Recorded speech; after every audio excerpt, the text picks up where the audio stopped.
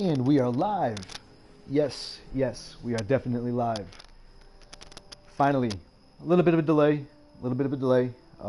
Guess there was just a lot of traffic on both Xbox Live services and PlayStation Store.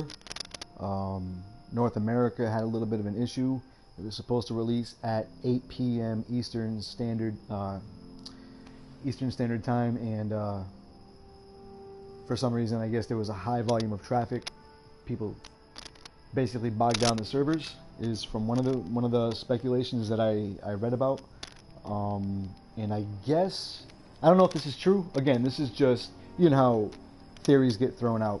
The theory is that there was a really quick hot fix right before they put it up, I guess, on PlayStation Store.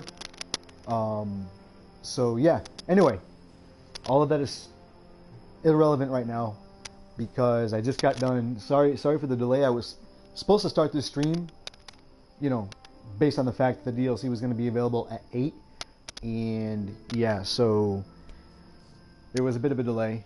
Hour and about 15 minutes. Oh, I'm sorry, it's just about 10 o'clock. Yeah, so about a 2 hour, roughly. I want to say just an hour and a half. Let's just say an hour and a half delay, which is, it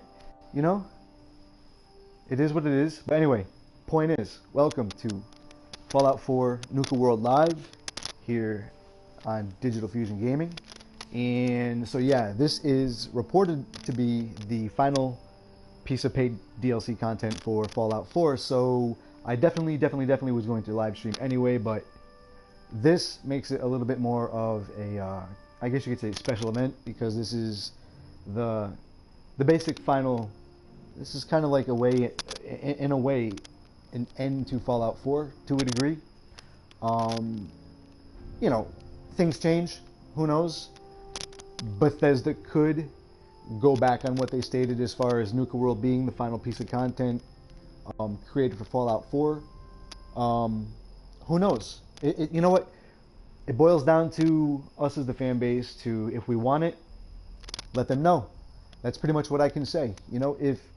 If the community of fans is not ready to move on, then be vocal about it. Simple as that.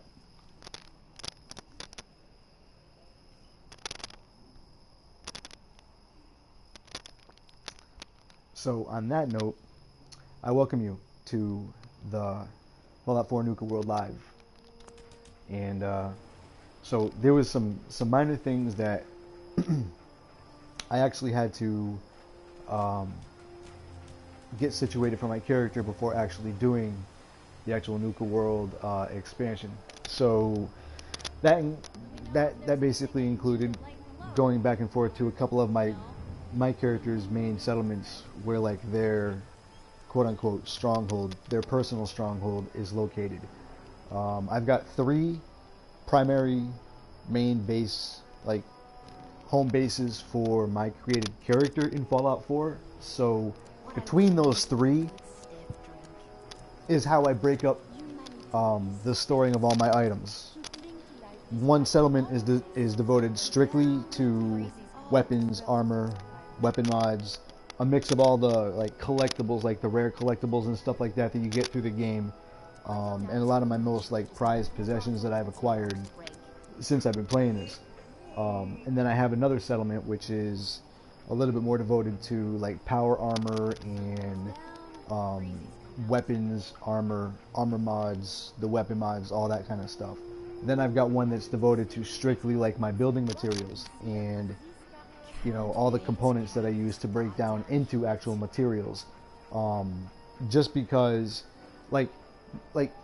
all 3 of my character's primary bases, the items in which I used to store my personal junk and all that kind of stuff, while I say it's divided up into 3 distinct types, it's actually, each of them is actually a combination of junk, weapons, armor, but those 3 are designed in the way that I built them, are aesthetically, I guess you could say, each constructed to to give off an aesthetic representation of a particular aspect of the types of stuff that my character collects is what I'm trying to say. So one will look more militaristic.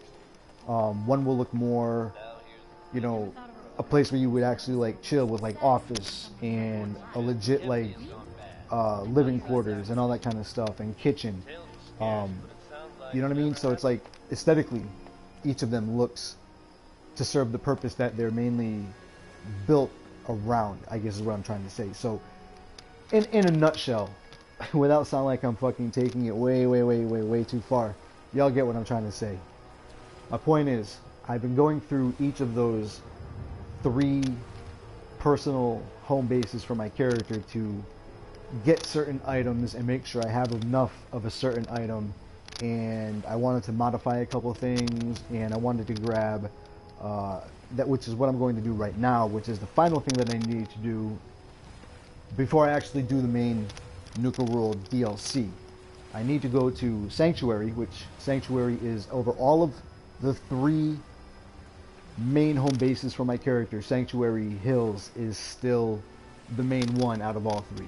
Like, Sanctuary Hills was obviously the first settlement that you get, the first settlement that I built, the one that I experimented with as far as how I build my settlements. And so it was the main settlement that I used to learn how to build a settlement the way that I wanted to have a settlement built, and then also be able to mess with different themes and possible types, like aesthetic setups for my settlements. So Sanctuary was like the proving grounds and like training like area for what ended up becoming all my built settlements in this game.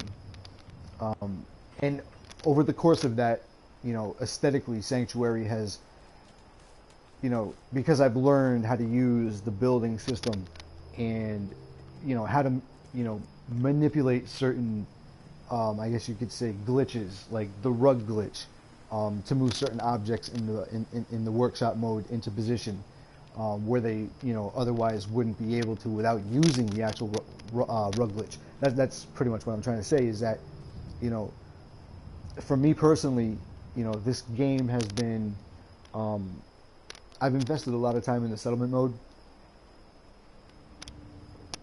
mainly because of the fact that this game really, over everything else, this game has always immersed me. It is very rare, and this is just personally, I'm not speaking on behalf of any other gamer or player. This is just my personal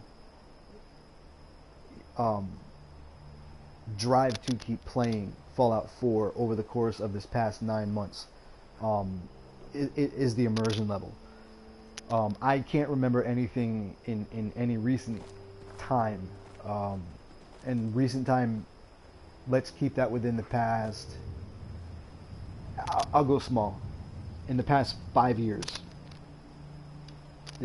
I could go much higher than that, but I'll keep it to 5 years. In the past 5 years, for me personally, a game that has held my attention, and not just held my attention, but blows my mind, the fact that this game has been out for as long as it has been.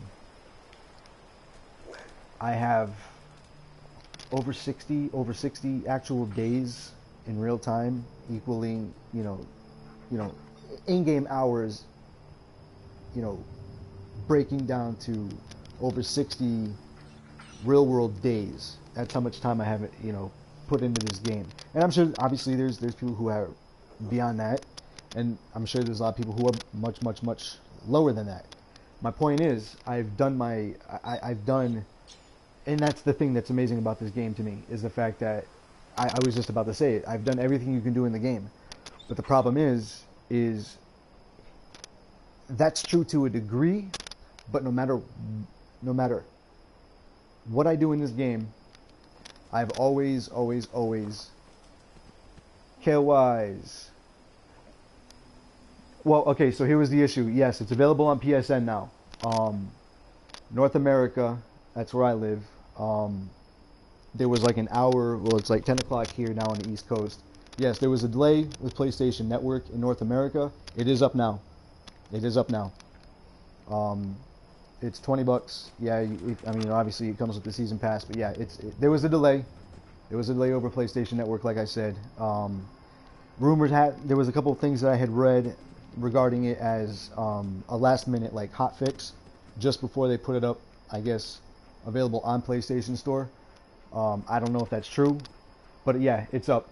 I haven't started it yet. You know, I'm sure. I don't know if you're planning on staying in and watching the stream or whatever. If you are, that's fucking awesome. That's awesome because obviously I'm gonna be streaming this all night. But you know, if you yourself are gonna, leave and play it, I haven't started the actual DLC yet. I'm just doing some last minute character like management, going back and forth to a couple of my settlements and just changing some stuff out. I'm heading to the last thing that I need to do, which is go to Sanctuary and grab my pre-war money, so I can buy the tokens from the actual Nuka arcade. So I'm going to Sanctuary, and then I'm going to start the DLC. I thank you for jumping in, though. That's awesome. That's awesome. The more the merrier, man. I'm going to be here all night. Can you just tell me one thing, though? Is my voice, am I coming through clear enough? Because I'm still waiting to get my new mic, and this one that I'm using currently is just, it's like mid-level quality, and I just want you to be able to hear me, you know?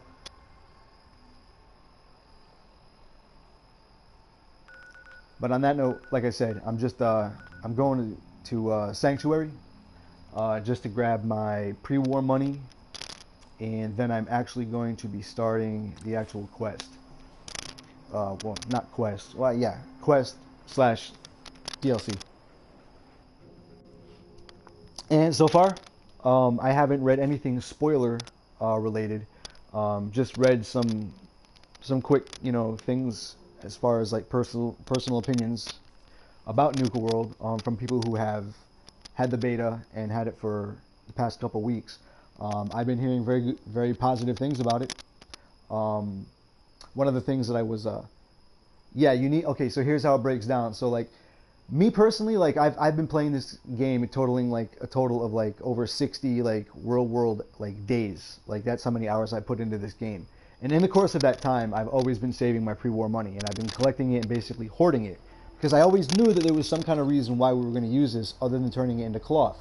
So anyway, point is, when you go to the arcade in Nuka World, there is a machine or several machines where you actually buy the tokens to actually play the mini games in the arcade, which you use pre-war money to buy.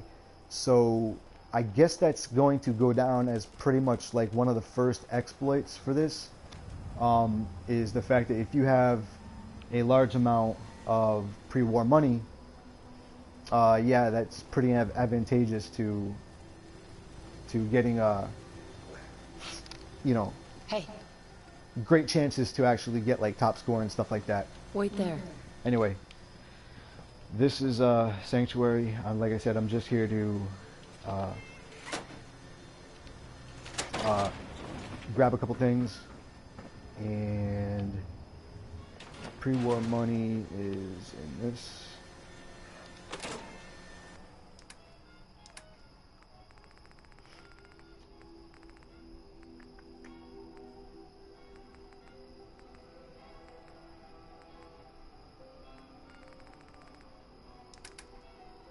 I thought I had. Yeah, okay. Nah, I thought I had. There was something else that I was looking for too. I could have sworn. Now that I think about it, like I really don't. I don't need the other thing that I was looking for. I just need the money. So yeah, like I said, I have three primary settlements that are like quote unquote my main character's home base. So I have like Sanctuary is my primary, like out of all my personal like home bases, Sanctuary Hills is like my main one out of all of them. And this is the one that I spent the most time, because this is how I learned how to use the workshop mode and experiment with how I wanted to make certain settlements and stuff like that. So obviously Sanctuary I've been with it since I started playing this game like 9 months ago, and like it's just developed into just a ridiculous. Again, I built it because I like it. Like I'm not trying to win any awards or anything like that and shit with it. It's just I've really been into the settlement mode, and I'm going through the process right now because the holidays are going to be coming up, and I plan on finally getting all of the rest of my final versions of my settlement build videos up on my channel. I'm turning all of my settlements into Christmas theme because I'm anticipating PS4 mods to drop sometime in September. And there's going to be obviously a snow mod because I've seen them. So yeah, I want to post up some settlement build videos while it's the holiday season. So I've been adding the Christmas trees and the red, you know, stuff that pops out, and kind of like using a lot of the new, untouched, untarnished versions of building items that we got in the Vault Tech workshop. So yeah, sorry if I ramble a lot, but I try to get, you know, my point in what I'm trying to say. I just like telling the entire thing, like this is why I do this. This is why I chose to have this look a certain way. It's all personal preference. Like I said, I'm not trying to win any awards with my settlement builds and stuff like that.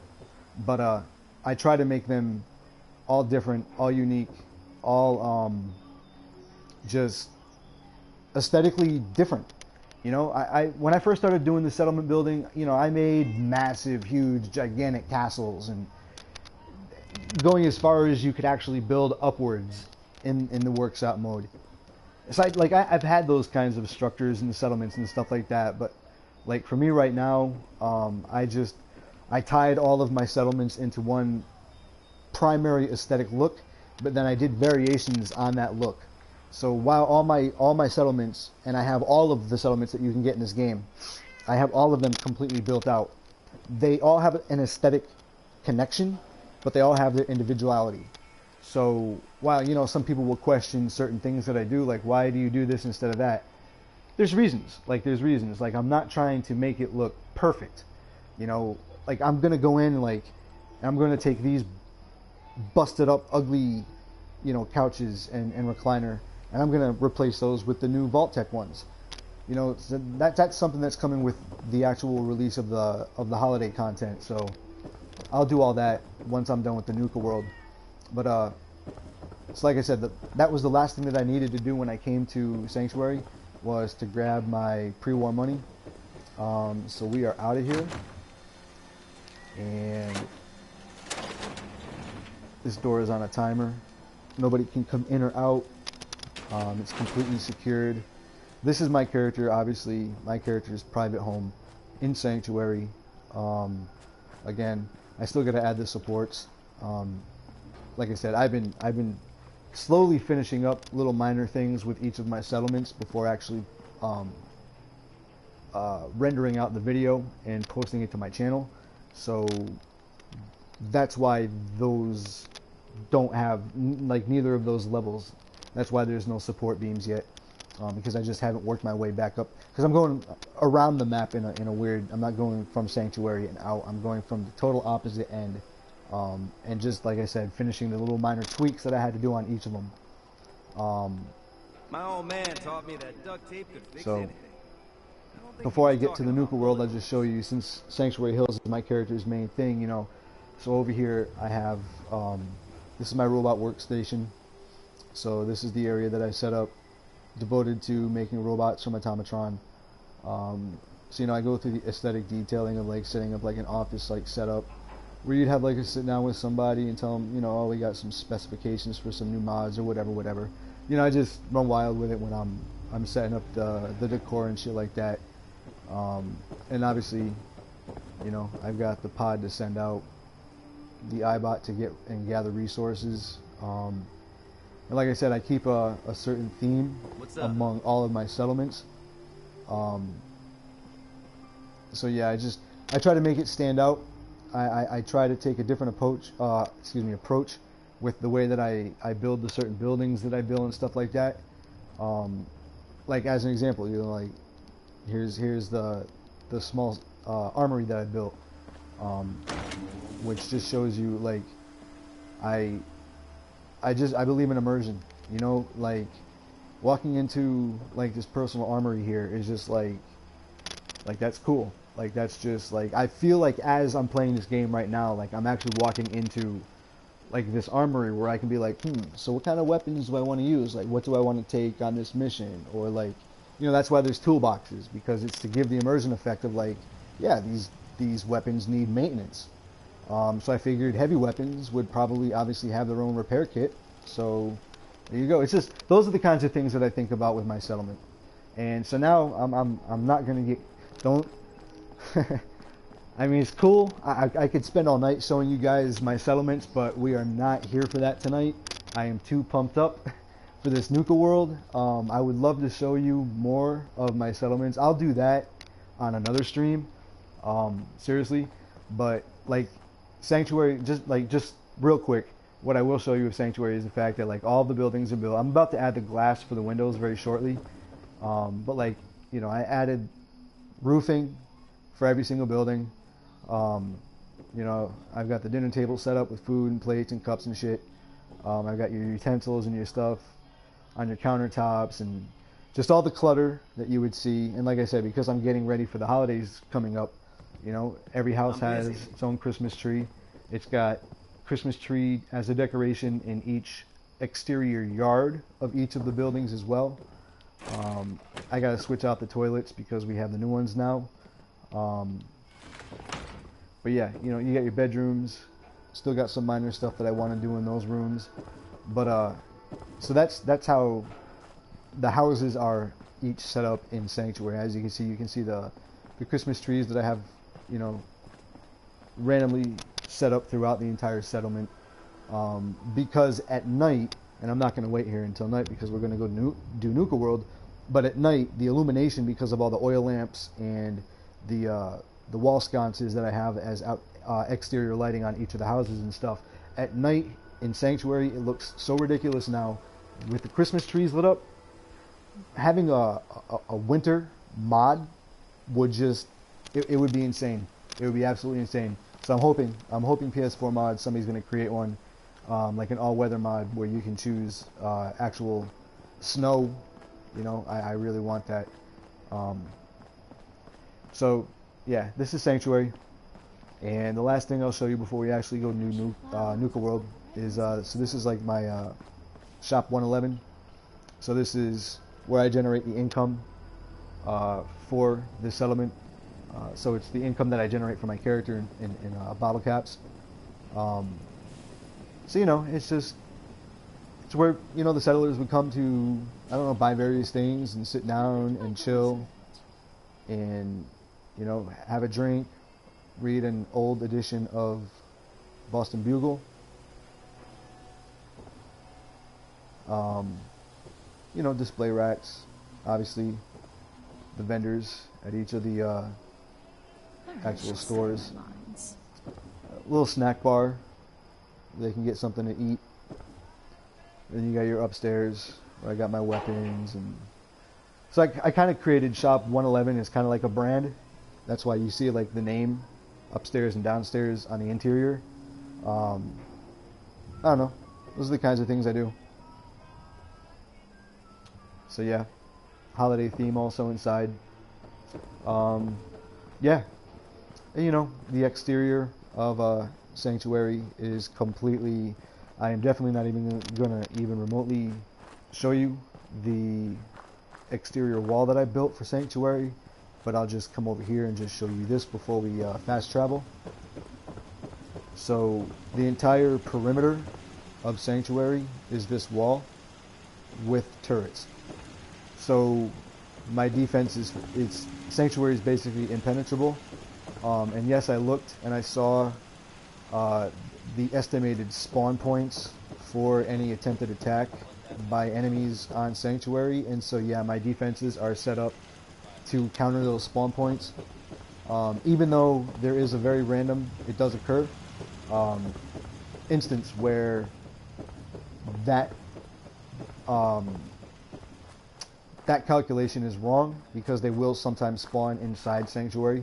But even still, the defenses and the overall weapons that I have each of these settlers in this settlement equipped with, as far as, you know, not just what kind of weapons they are, but also the armor that they're each equipped with is, yeah, like I've seen my settlers just mow down a deathclaw like they were shooting a fly. Like, I'm not even kidding you. And actually, there was, at the time, there was actually 2 deathclaws in my settlement right here, and my settlers just annihilate is an understatement.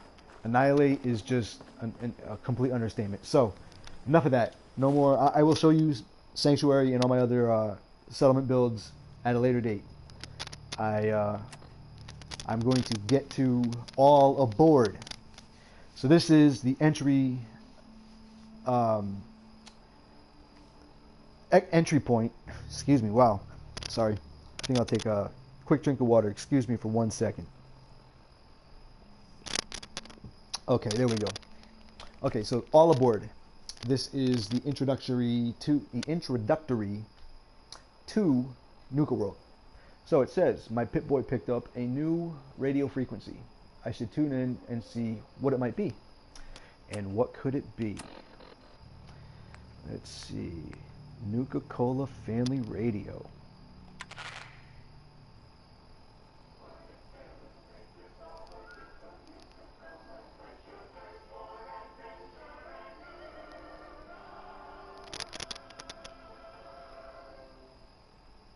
Hiya, kids. Remember, Nuka World is only open for a few more weeks in October. Come down and see me and Cappy one last time before buckling down for the winter. Don't forget to bring your empty bottle of Nuka-Cola to get $15 off at the gate. So hop aboard the Nuka Express and come and see the whole Nuka family while you still can. The Nuka Express is accessible through the Nuka World Transit Center. Parking fees will apply. Price is subject to change due to end of season. Nuka World, Nuka Express, and the Nuka-Cola characters are all registered trademarks of the Nuka-Cola Corporation. That's awesome. Travel to the Nuka World Transit Center. Okay. Enough of that. Okay, so we have to travel to the Nuka World Transit Center. Alright. Sounds good. So let's see. I want to make sure I got my straight arsenal ready. So yeah, I got my 2-shot. I got my lever action. I got my Overseer's Guardian. Got my Deliver. And I got that. Yeah. Okay, we are good to go. We are good to go. I have plenty of... I mean, I've got like 30,000 right away and like maybe another 20,000 stim packs. I got enough on me. More than enough. I'm never going to use 25 grenades. I'm never going to use 20. That's cool. Yep, we are good to go, folks. We are good to go. So, with that said, let's take a look at the map. And where is this going to have us go? Okay, so it's right near Sanctuary. Nuka World Transit Center. So we haven't discovered it.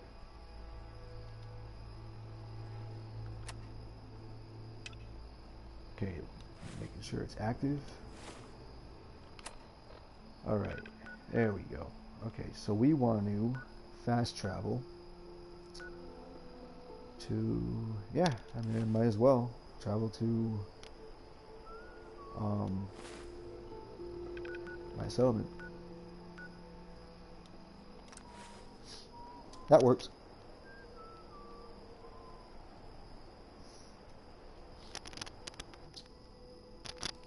So I'm gonna try to pronounce your name the right way. Is it Kaye or Kale?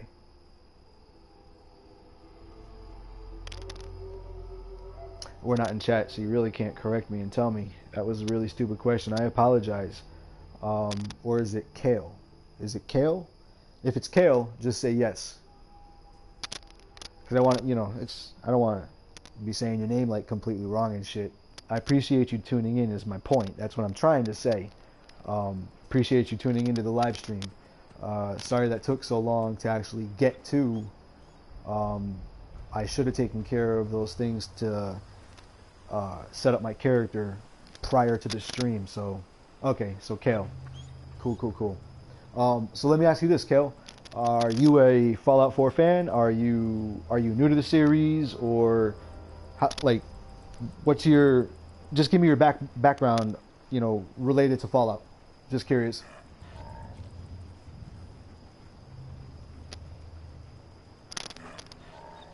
Okay, Kale, gotcha.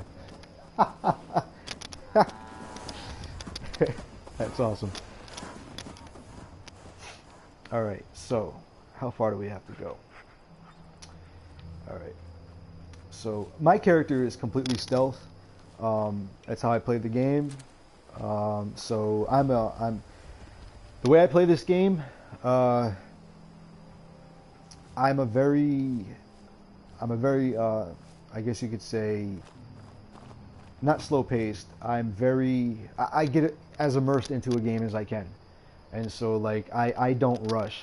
I hope that's not an issue. I'm a very, I like to play. I've always said this. Open world games are my personal favorite. If it's open world, I'm in. That's really all I can say. Like, open world games, I absolutely love them. Good, mediocre, great, crappy. I'm into, if it's open world, I will play it. So, obviously Fallout 4 open world has just completely just sucked me in, and I fucking love this game. So for me personally, the reason why I was asking, what's your background with Fallout and stuff like that, I obviously, like I've said in other streams that I've done, Fallout 4 is not perfect. It has its issues. Like, but for me personally, so for me personally, here's the weird trade-off when it comes to Bethesda's games. Pretty much every Bethesda game has known bugs. They've always had their issues. Bethesda games have always known to just run that way because they're very graphically intensive games, because of the massive scale of what they have to put on the screen. Like, it's an understandable thing for a game of this magnitude and size to have the small minor glitches and bugs that it has. But as a Bethesda game, the weird thing about it is in other games that would completely detract from being able to play the game. But in Bethesda's games, yeah, there's glitchy and there's bugginess to their games, but in ways, those bugs and glitches tend to be more entertaining than a negative, and you learn to play around and through them, and they eventually get fixed. Like, that's the bottom line. Like, Bethesda takes care of their games for the most part, Inch of space, looking for secrets and shit. I love Fallout 4. I had a bad experience with Nuka. Yep. I don't rush either. I usually look. Yeah, see, I'm an explorer because, it's open world. And, like, as you can see right now, like, I'm not just stopping and just staying in one spot because we're in a conversation right now. Like, this is, like, I observe what's in front of me because I'm a sniper. Like, my character is a predominant stealthy sniper. And even if I do get into a CQC type situation, I've got more than capable weapons to deal with that, should I have to get mid-range to close range. But I decimate anything from range, anything. And it's not just because of the Overseer's Guardian as my sniper rifle, but actually, to tell you the truth, as of recently being the release of Far Harbor, this particular legendary rifle that I got has just been, whereas the Overseer's Guardian was my pretty much go-to favorite weapon, this new lever action rifle that I got, it has basically it's as far as my love of that weapon has basically become even with the Overseer's Guardian. Like, it's that good. from the range that you have to use that type of a rifle. It's ridiculous. It is, and my perk tree just makes. I play this game on hard difficulty. I'm not playing this on anything lower than that. And it was actually when I hit level, I want to say when I hit level 100, maybe even 75, is it more powerful? Is it more powerful? So the lever action rifle is, so it does 235 damage, has a fire rate of 7, range of 176, accuracy is 83, it weighs 16.2. Because of the way I have my perk set up, so it deals 235 damage. Okay, so if I look at Overseer's Guardian deals 271. It's got a shitty fire rate, obviously because it's a single shot sniper rifle. It has a range of 173, accuracy of 96. So like, and again, see, that's my point, is like going back to the lever action. If you look at the lever action again, 235 damage, and you've got 271 damage. So whereas the lever action takes obviously a decrease in overall damage output, the difference is Overseer's Guardian is a single shot, the lever action is a 5-shot. It's as fast as you can pull the trigger. So I also have my perks stacked to the point where initially this lever action rifle's reload was atrocious. But because of the perks and the way I have my perk tree set up with my character, it's almost like an instantaneous reload for my 5 shots. And then the way I have my VATS set up and all of those VATS related perks, it, like whether it's armor or weapons for my character, you're gonna see me get into engagements, obviously because we're about to fight some raiders, and you're going to be like, yo, really? Like, and you watch, if you watch how I switch between the certain weapons that I like, because these are my go-to weapons. Like, there is nothing else in this game that I will ever use other than these weapons, and I think I'm missing like 1 or 2 legendary weapons and maybe 3 pieces of legendary armor. For all I know, I haven't checked in quite a while. I could very well have all legendary armor pieces. That's how much shit I have. But these are my babies, man. Like this is my personal arsenal. These weapons you're gonna see. So let me shut up. With that. So going back to what you had said about Fallout New Vegas, Fallout New Vegas, to me, I think one of the reasons why Fallout New Vegas is, I guess you could say, revered by so many Fallout fans, is because it's always nice. It's one thing for a developer to come in who's never usually tied into a particular project. We're using obviously Fallout as the example in this. So because Bethesda had turned the Fallout franchise into what it became through the introduction of Fallout 3. What it had created with that game was, I mean, yeah, they did it in Elder Scrolls Oblivion.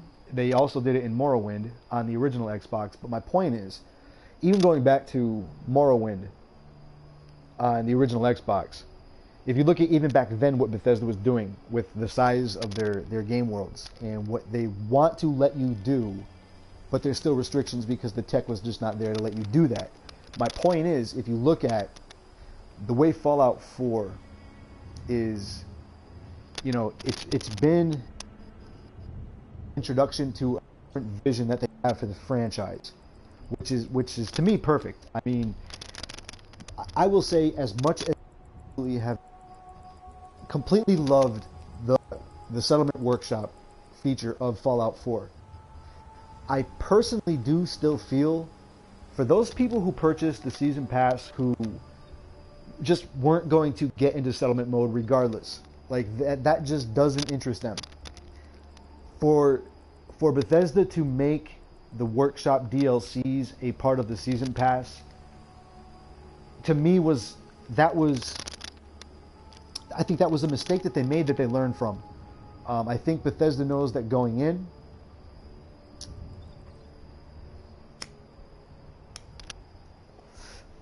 excuse me, I think Bethesda knows that from going into, you know, taking their DLC and their season pass plans into the direction that they took it with in Fallout 4.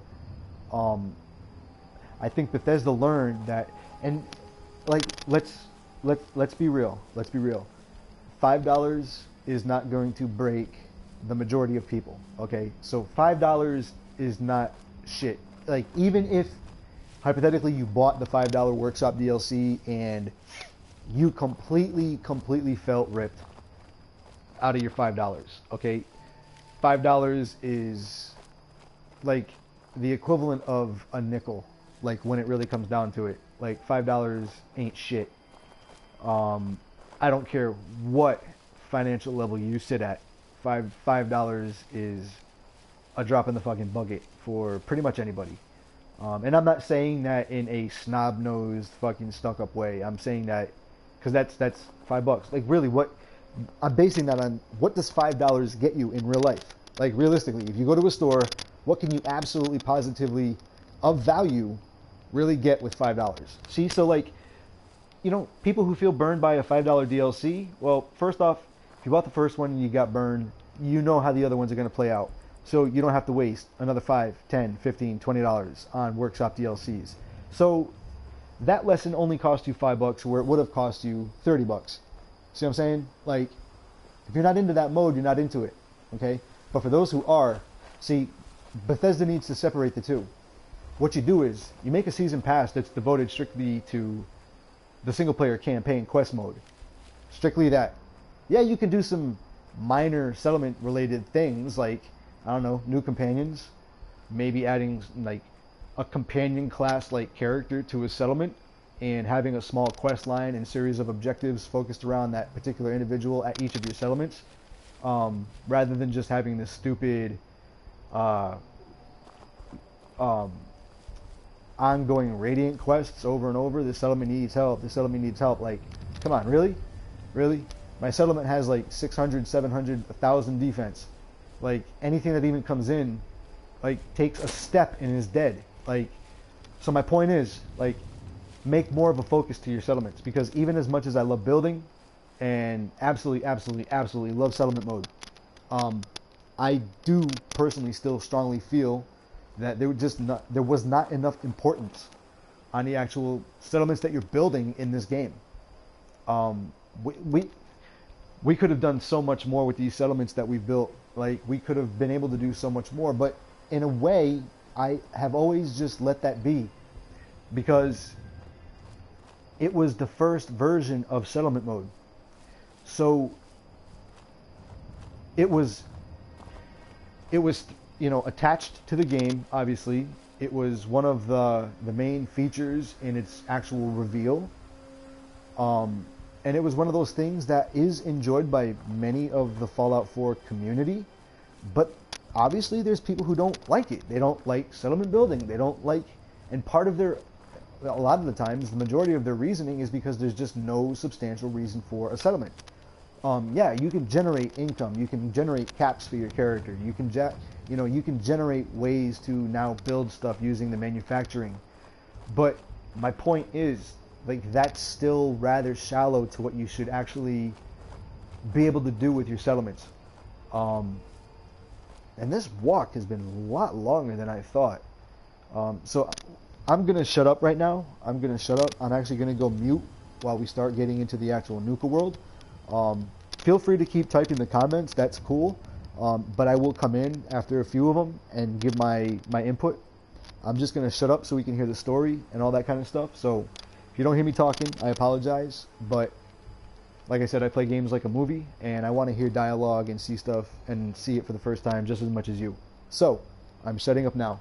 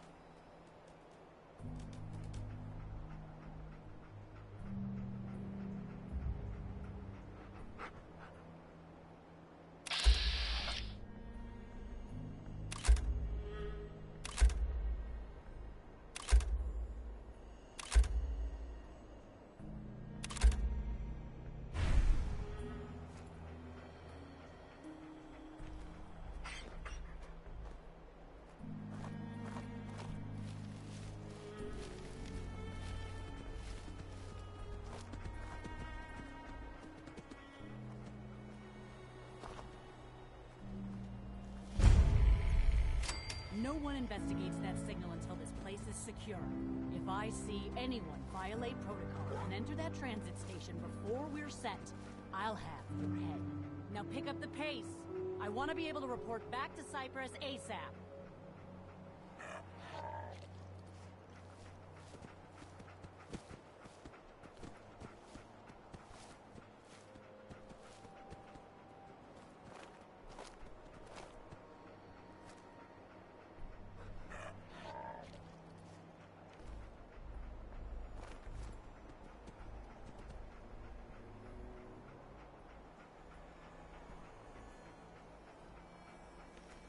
Stop! Turn around! Last mistake!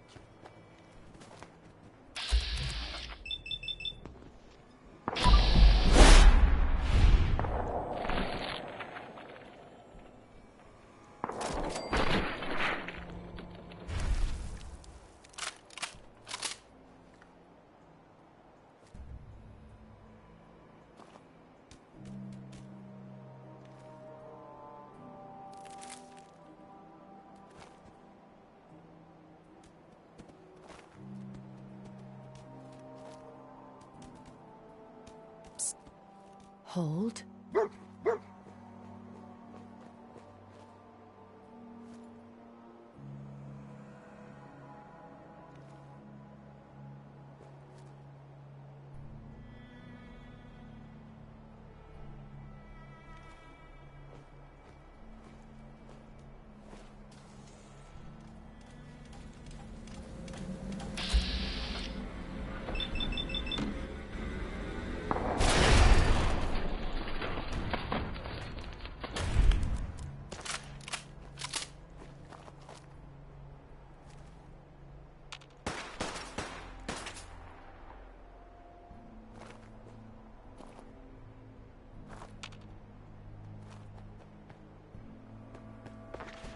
I want this one's head!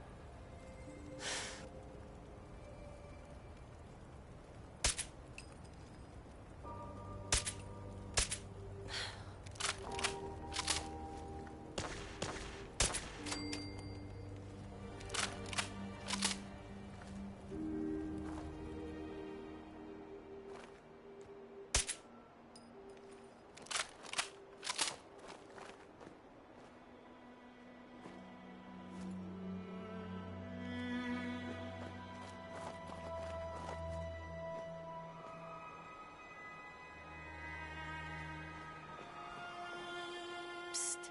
Let's go.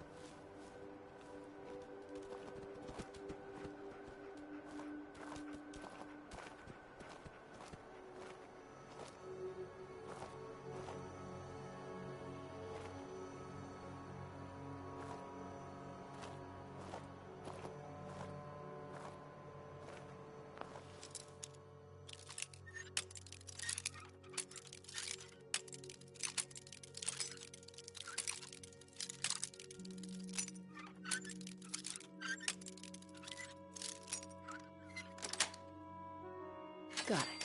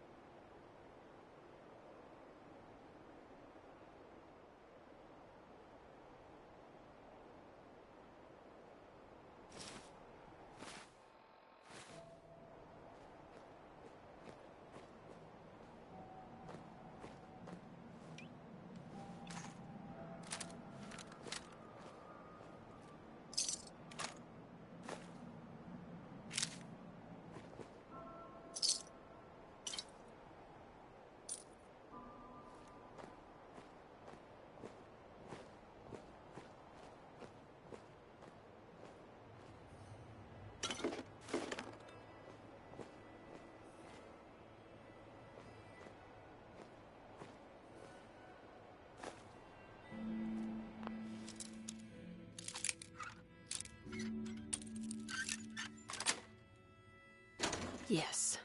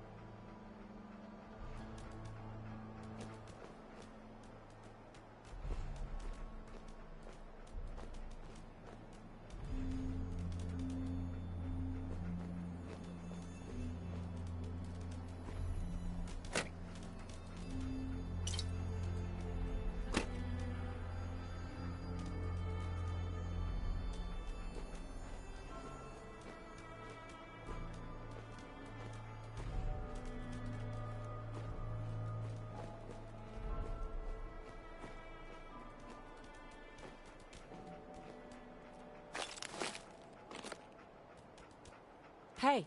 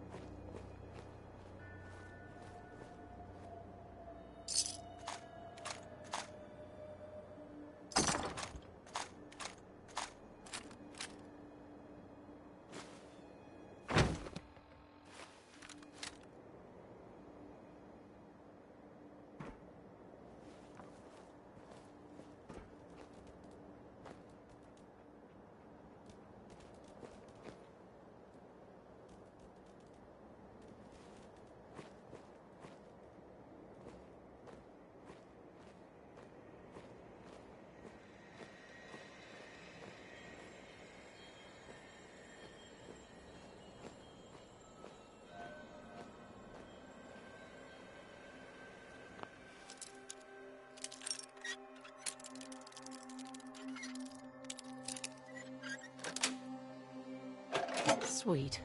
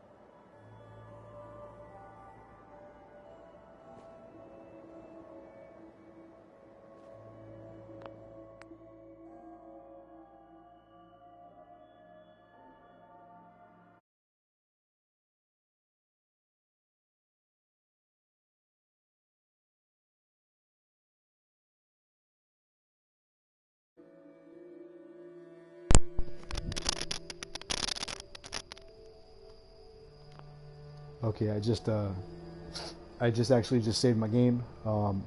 So before I enter into the gauntlet, into Nuka World itself, I'm gonna take this brief intermission to grab some water real quick. So if you got anything you got to do and you need to step away, this would be a great time to do it. So give me like 1 minute. I'll be right back.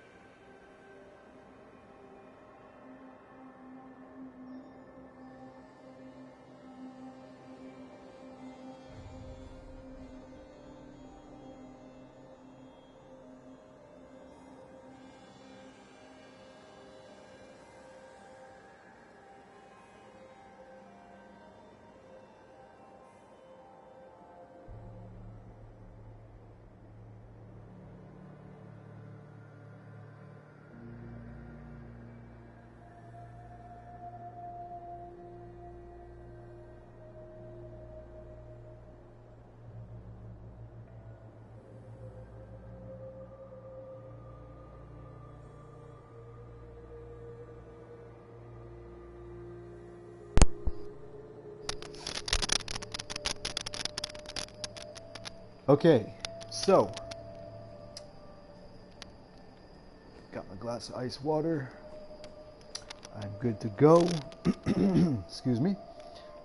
So, Kale, let me ask you. Up to this point, am I going for you personally? Am I going at a good speed? Am I going because, like I said, I like to check everything. I like to just look at my surroundings and, you know, look at what Bethesda created in the actual stuff that they release. You know, I don't like rushing through stuff. Again, the pace that I play games is because I like to just get immersed. You know, like I wanna feel like that character on the screen is like an extension of, you know, me in a video game type way. You know what I mean? Like really, how would my character probably feel coming upon this? You know, knowing that they're going into the unknown. You know, like that's one of the cool things about it. Excuse me, and that's one of the things that I love about Fallout is because it's a post-apocalyptic game that has like just really cool what ifs. Like I like that a lot. You know, you don't know what's out there that's going to kill you. You know, it's a game of the unknown, which is why I've personally been captivated by this game for so long. Is because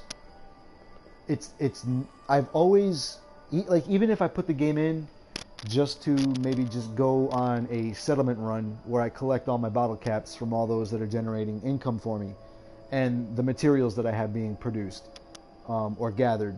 You know, I'll take like a certain time during the month, like usually once a month, like towards the end of each month, I'll go fast travel from one settlement to the other, and I'll just let resources and caps just build up, and then I'll go collect it all, and then go to one of my main characters' home bases and deposit it all.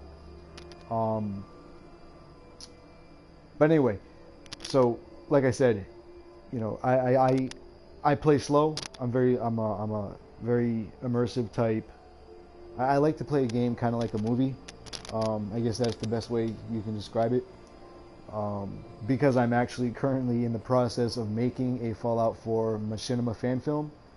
So, you know, all the DLCs that we've had up to this point, and those DLCs meaning the ones that are, you know, based around story elements, Automatron, Far Harbor, and Nuka World, because these are going to be settings in locales that I'm going to incorporate into that fan film for Fallout that I'm making.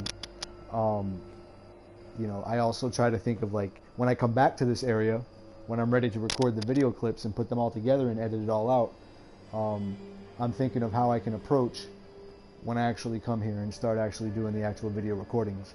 So, like I said, I'm all about the immersion. Welcome to the stream. Welcome to the stream. Nuka World is now officially out. And so I'm also playing this for you. Wow, I'm so sorry guys tonight. But for some reason, my tongue keeps twisting on itself, and it's starting to bug me. During this actual stream tonight, what I'm going to also be doing is I'm going to be kind of studying this game for what it represents, meaning the final DLC for Fallout 4, supposedly. Money talks, and the fans have a voice. Like, if you guys want this to continue, we as like the Fallout community, I guess you could say, have we can let Bethesda know that you do have many people who want this to continue. Not forever. It doesn't have to go on for years and years and years and years and years. Like there is, obviously, with every game. Actually, I'm going to shut up. I'm going to shut up right now because this is obviously a story element. So anyway, to the new person who just jumped into the stream, I thank you very much for tuning in. I'm going to be doing this all night. So if you got friends who are curious about this final DLC, Nuka World, tell them to drop in, check it out. Again, you know, obviously I'm going to be playing through this entire thing. Not just tonight, but over the course of the next couple days. So, you know, spoiler warning, if you don't obviously want to see what happens in this new, Nuka World actual DLC storyline, obviously you might want to not watch this, because I'm going all the way through. So anyway, point is, before I continue, thank you very much for jumping into the stream. I'm trying to get a actual set schedule going so I can start doing this more and more and more.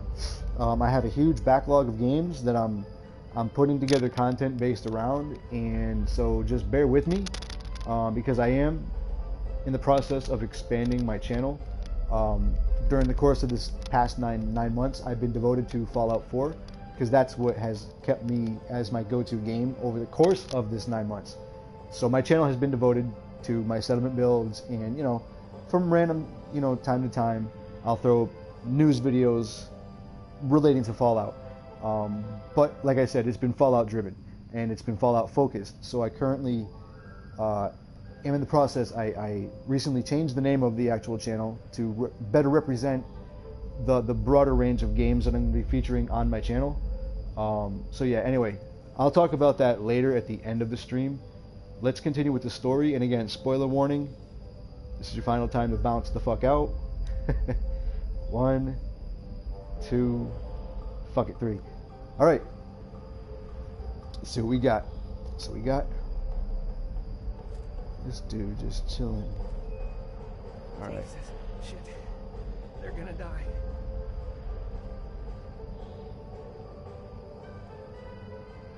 Goddamn raiders.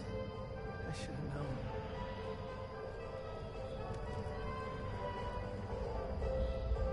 Oh God. They're gonna kill him. I know it. What happened to you? Raiders. That's what. Those bastards have my family. You gotta help me. Please.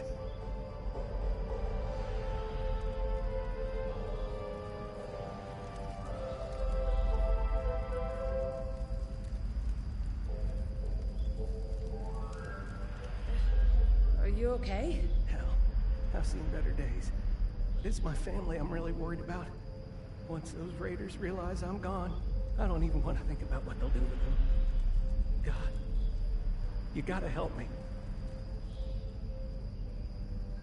Tell me what happened. They fooled us. Big time. My family and I ran into some traders a while back. Told us they knew a safe settlement at Nuka World. But when we got there, found out they were raiders the whole time. Just stringing us along. I managed to escape, but my wife and son are still back there. I wanted to get some help and go back with them, but didn't count on taking a bullet.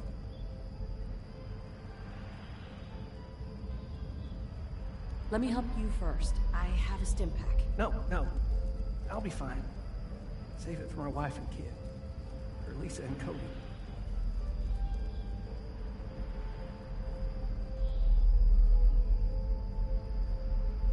No, really.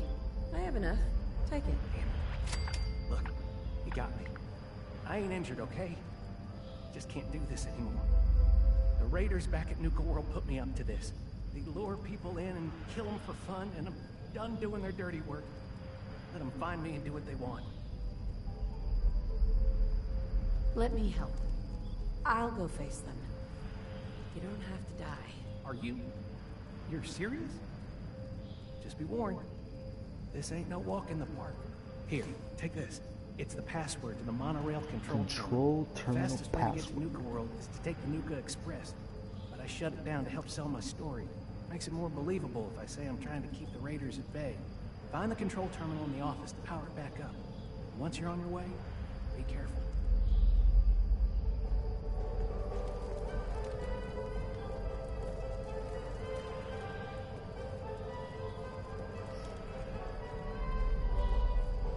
All right.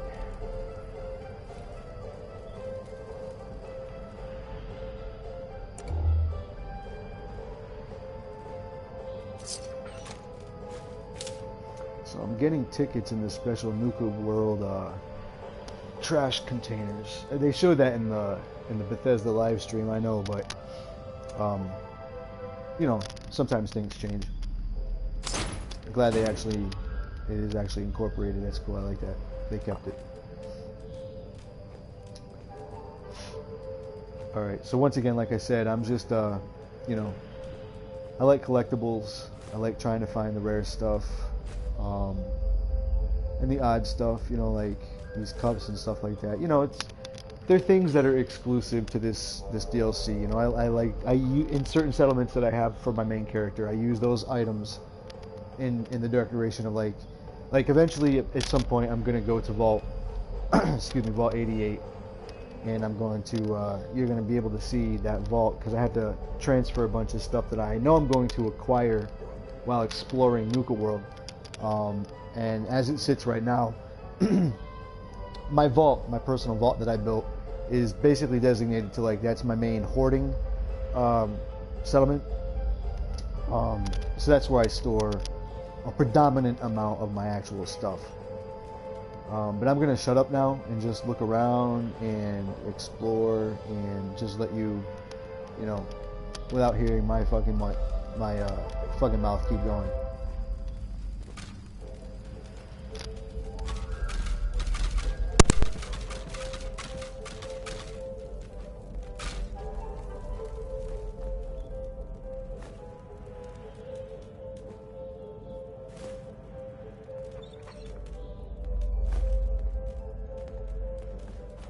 Quit wasting time and get that power on.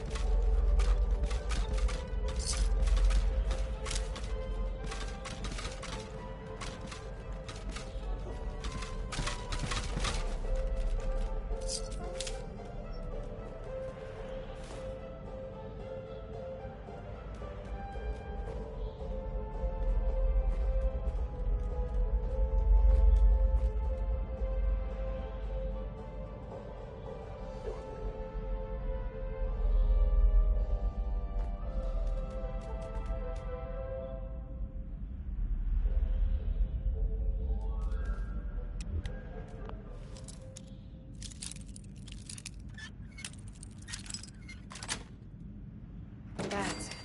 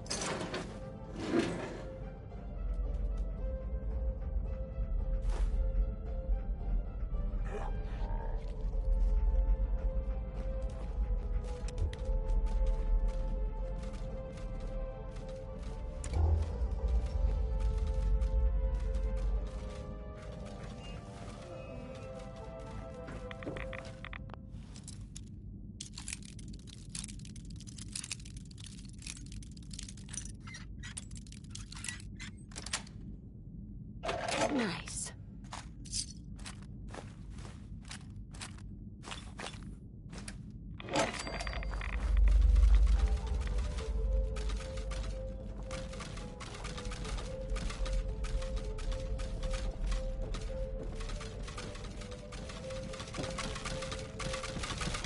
Come on, that monorail ain't gonna power itself.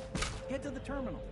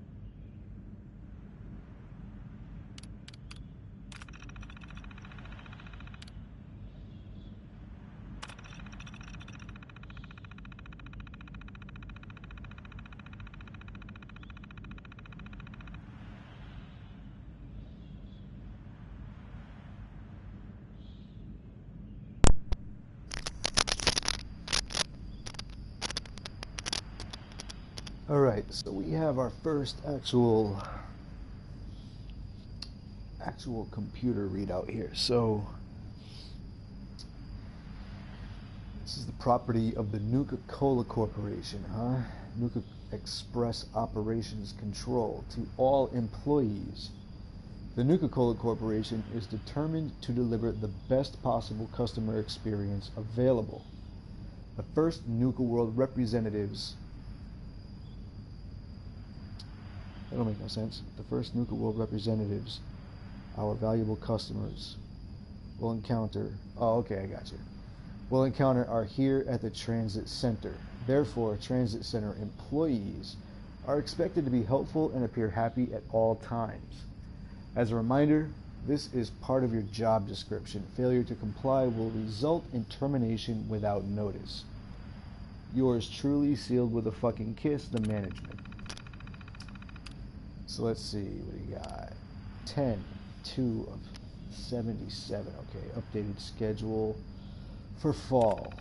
What we got here? To all employees, please note that the schedule has been updated for the month of October. This is our final month of the season, so let's make it count.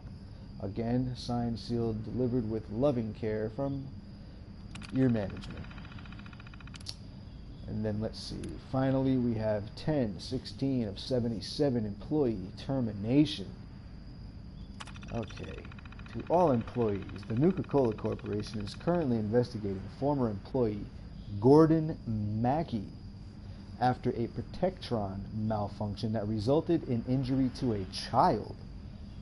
Please do not discuss this matter with anyone outside of the company. Again, sealed, signed, delivered by the one who loves you most, your fucking management. Alright, so we get the gist of it. So, okay.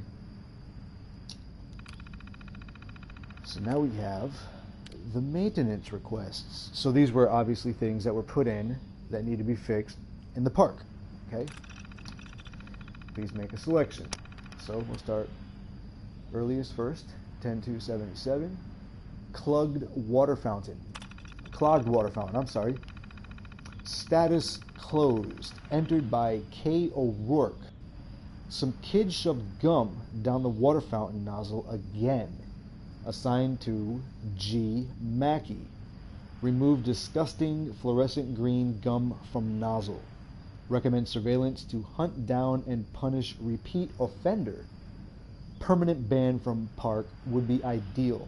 This is the 6th time. So we got a vandal on our hands here, supposedly. Okay.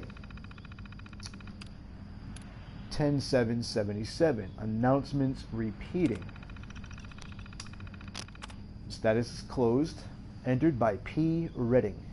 Announcements over PA are stuck on the same announcement about Nuka-Cola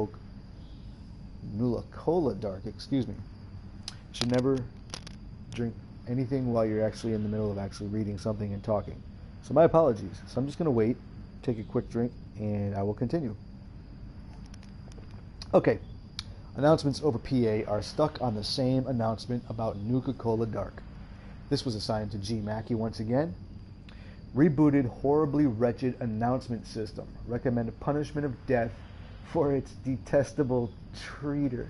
I'm sorry. I am free on Saturday if someone wants to put together a firing squad.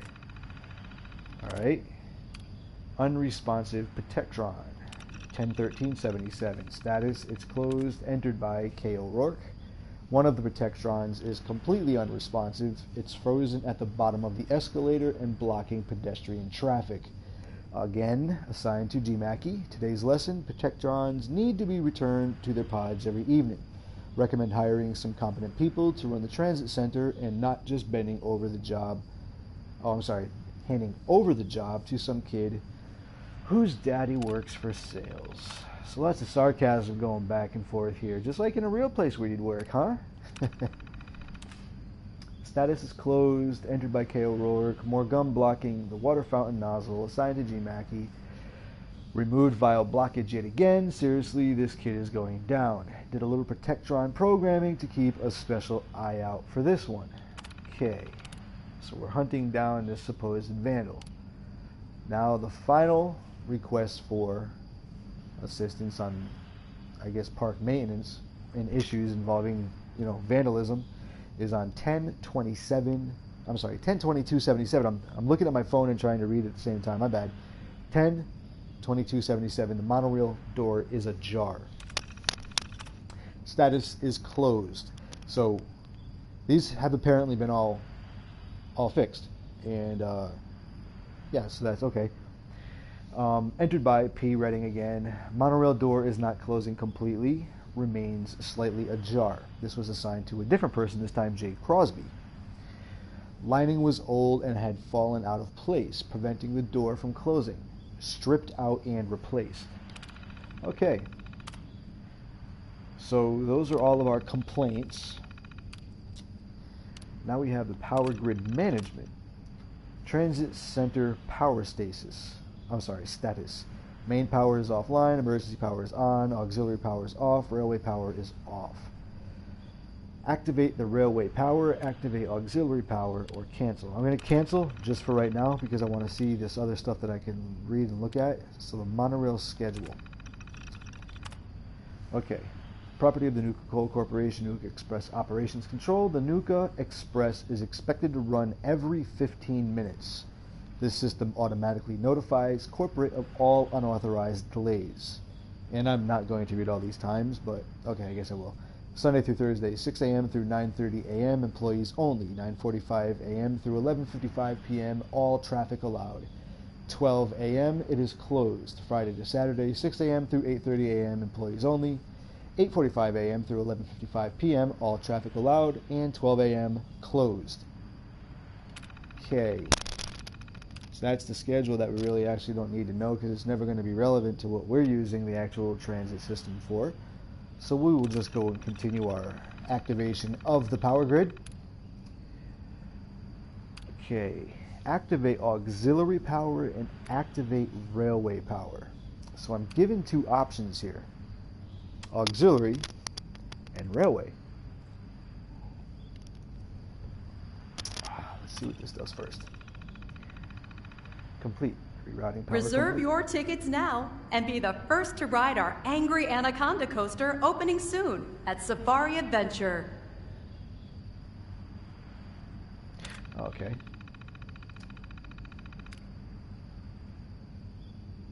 And I will activate. Okay, those are two actual objectives that I had to do. My bad. I'm sorry. I totally was just like, huh? Wait, what? My bad. Property of the Nuka Coal Corporation, Nuka Express Operations Control. Accessing railway generators complete. Routine. The power to the rails complete. Please exercise caution. Railways are now active. All right. So we've done as requested by the gentleman over there. Nuka World is proud to be the only East Coast location serving Nuka-Cola Quartz and Nuka-Cola Victory. Try one today. All right.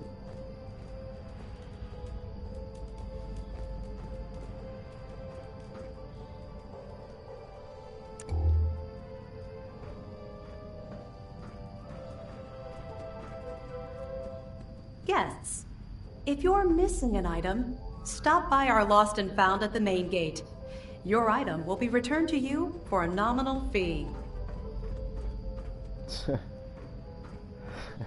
They're going to return your items to you, the owner, and charge you a fee to return your personal shit to you. That's good. It's no small thing you're doing for me. Won't forget. Can't go in there, huh? Okay. All right, buddy. Attention. In the event of an emergency, remain calm and obey all safety and shelter instructions provided by Nuka World employees. Fingers crossed for you. Thank you. Hey there. Make sure you're ready to deal with those raiders before you get on that monorail. They ain't no joke. All right, folks. So we are about to enter the Nuka.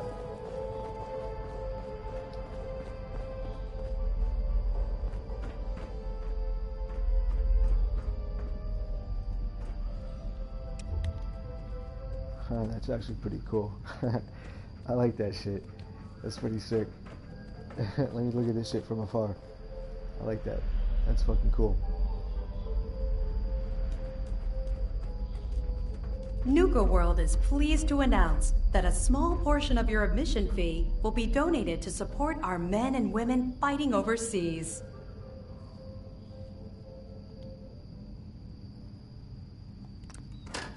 Please stand clear of the doors. Por favor, manténgase alejado. Alright, folks, here we go. We are actually about to enter Nuka World itself. This is pretty badass. I'm digging it so far. What you thinking? I mean, really haven't done anything into it really, but like you can see where it's going just by, you know, the way it looks aesthetically and stuff like that. So. And on behalf of the Nuka-Cola Corporation, we'd like to welcome each and every one of you aboard the Nuka Express monorail. No shit. For your own safety, please remain seated or utilize the provided handrails while the train is in motion. That's cool as hell. If you'll direct your attention to the right side of the monorail, you can observe Nuka World's famous Fizz-Top Mountain. Standing at over 100 meters tall, Fizz-Top Mountain is the largest man-made structure in Nuka World and features the 5-star Fizz-Top Grill. Coming up in the heart of Nuka World, Nuka Town, USA.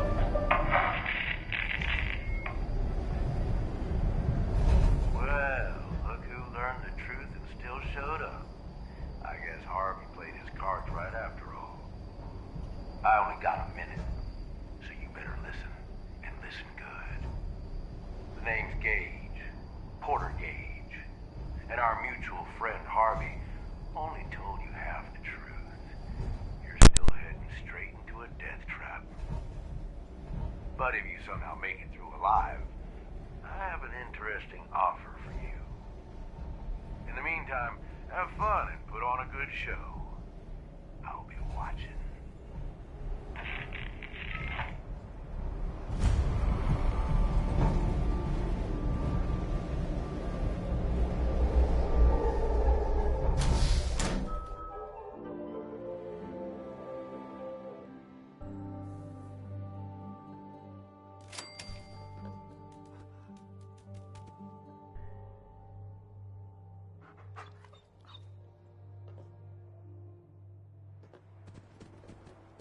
Attention all my favorite undesirables out there. In case you haven't noticed, looks like we got ourselves some fresh meat to run the gauntlet.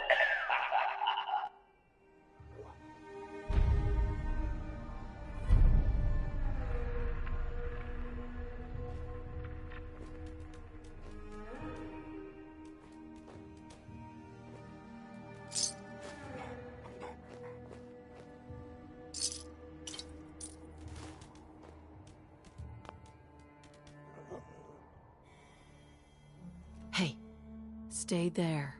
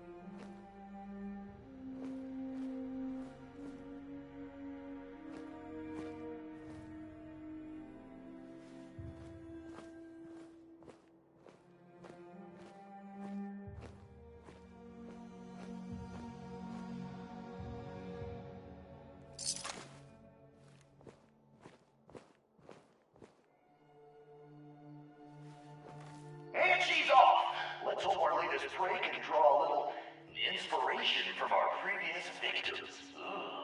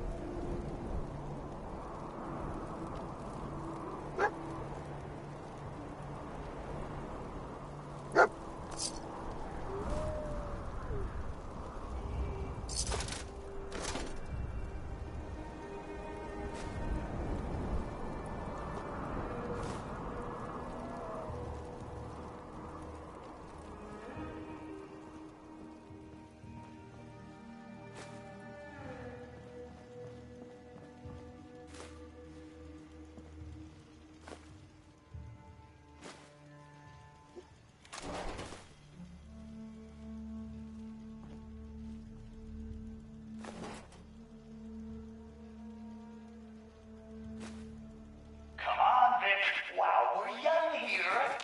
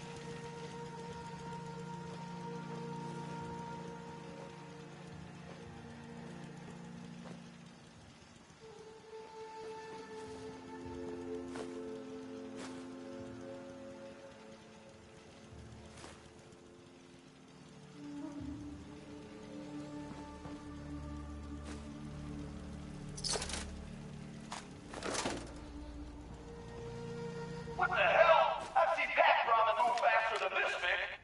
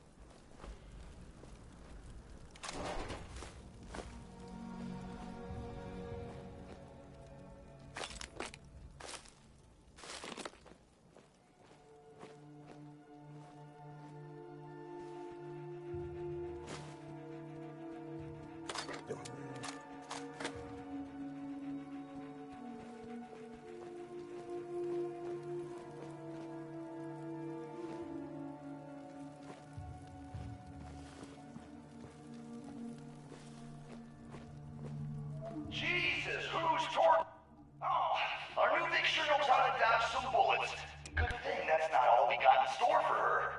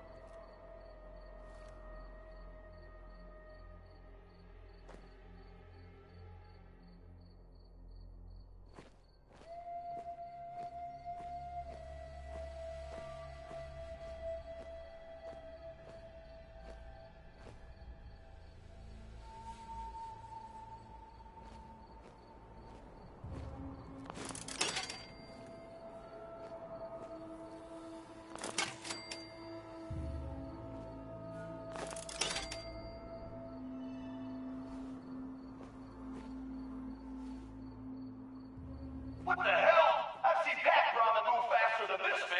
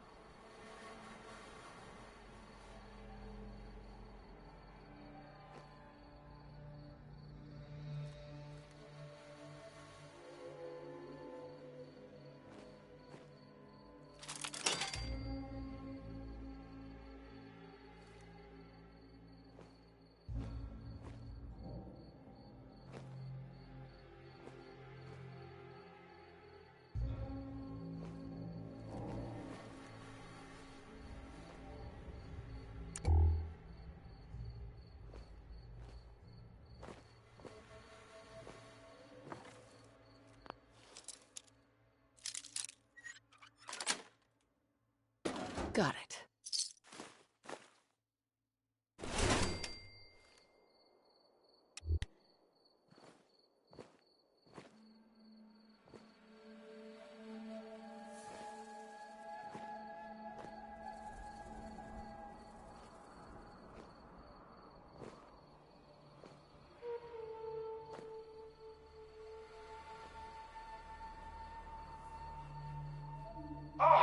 Let's get a move on.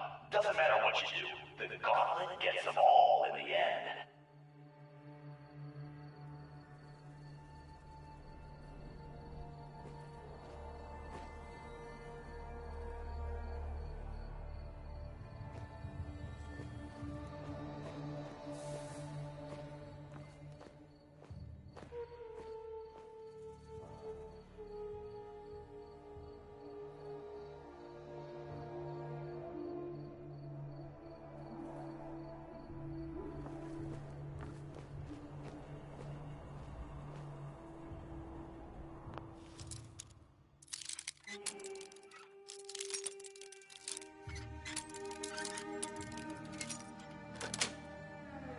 That's it.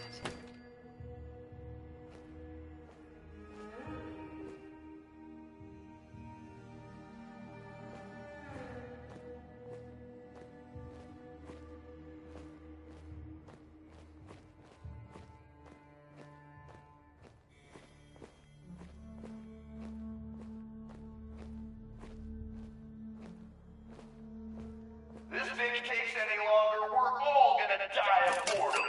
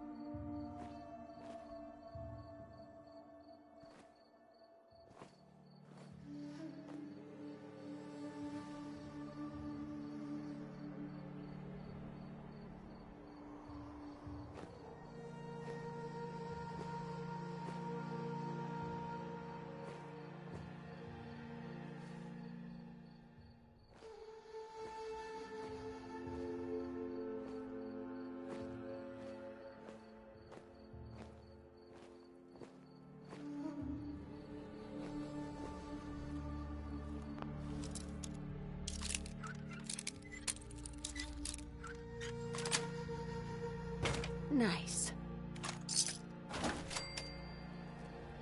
What the hell? I've seen pack ramen move faster than this, Vic.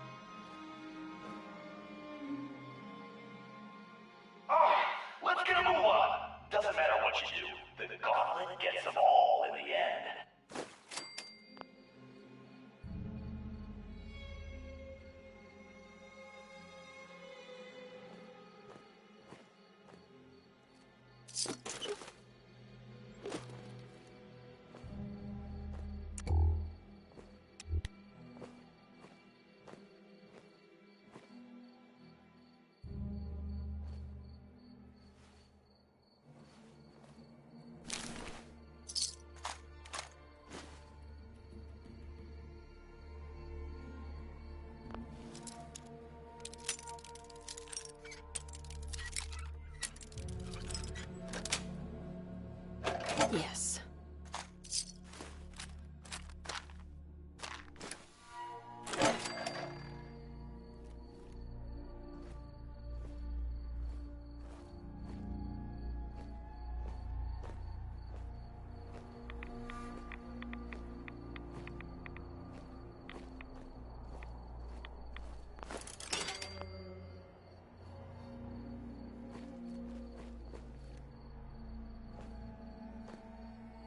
This bitch takes any longer, we're all gonna die of boredom.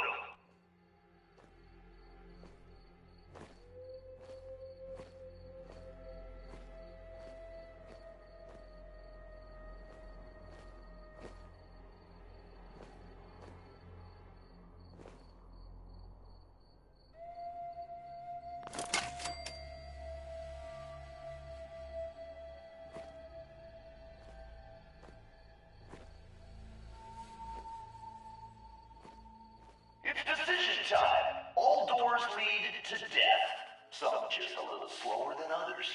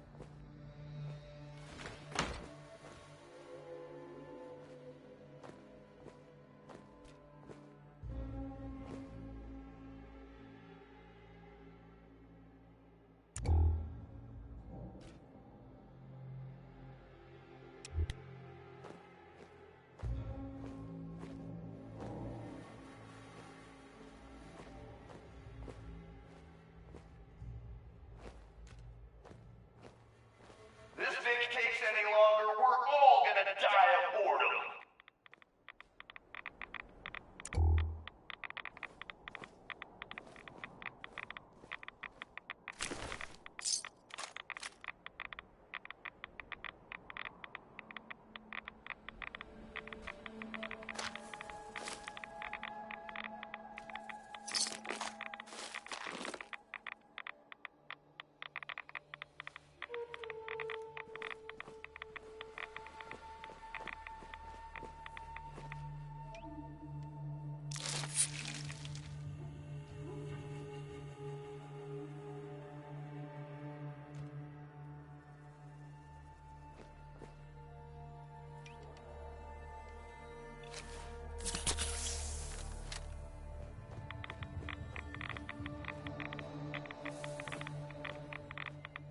Hope someone brought their rat away, cause our little Vic is about to get roasted like a squirrel on a stick.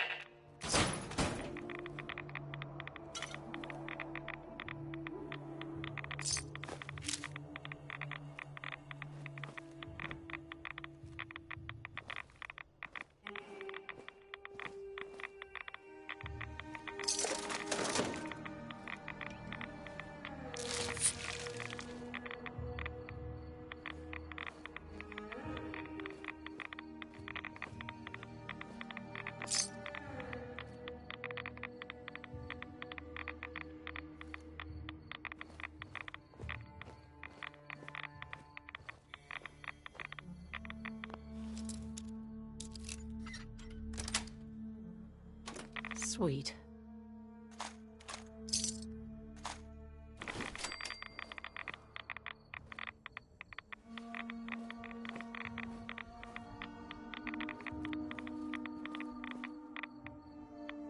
This bitch takes any longer, we're all gonna die of boredom.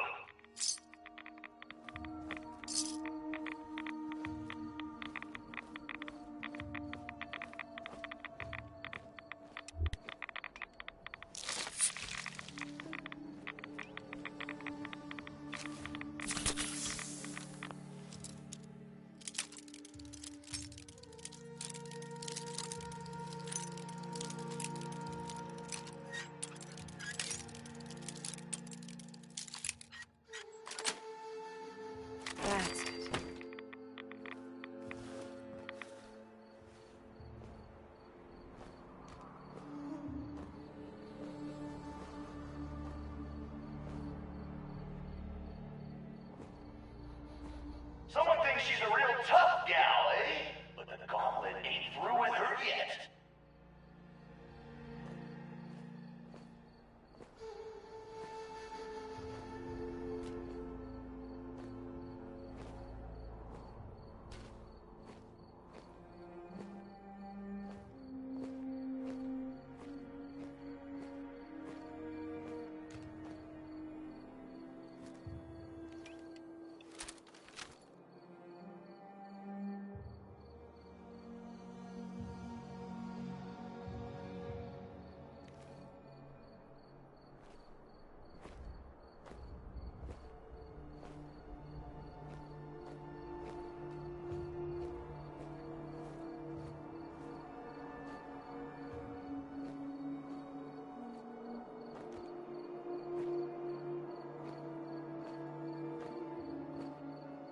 This fix takes any longer, we're all gonna die of boredom.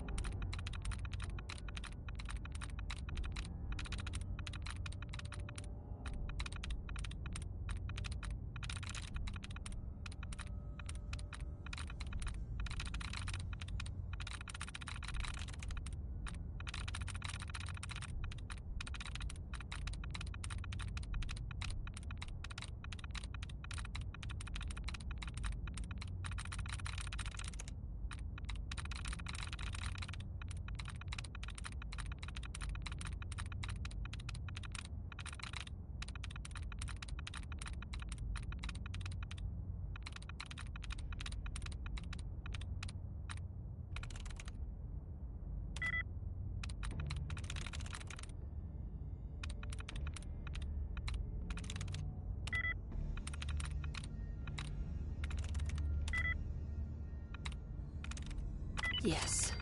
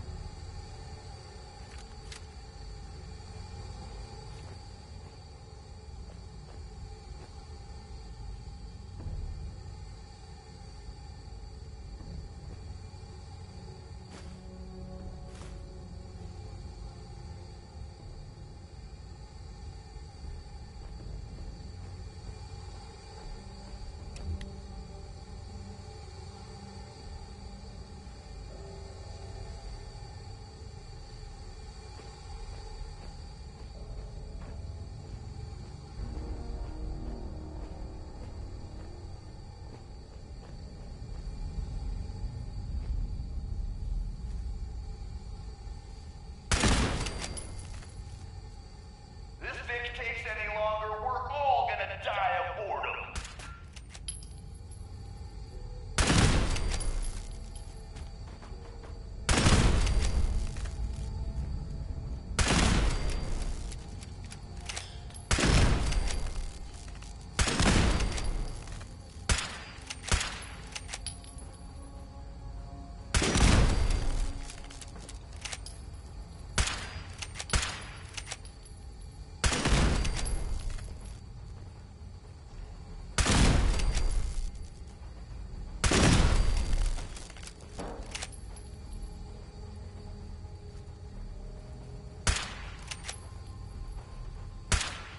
Aw, what? Call me crazy, but I think our Vic's got something against fun.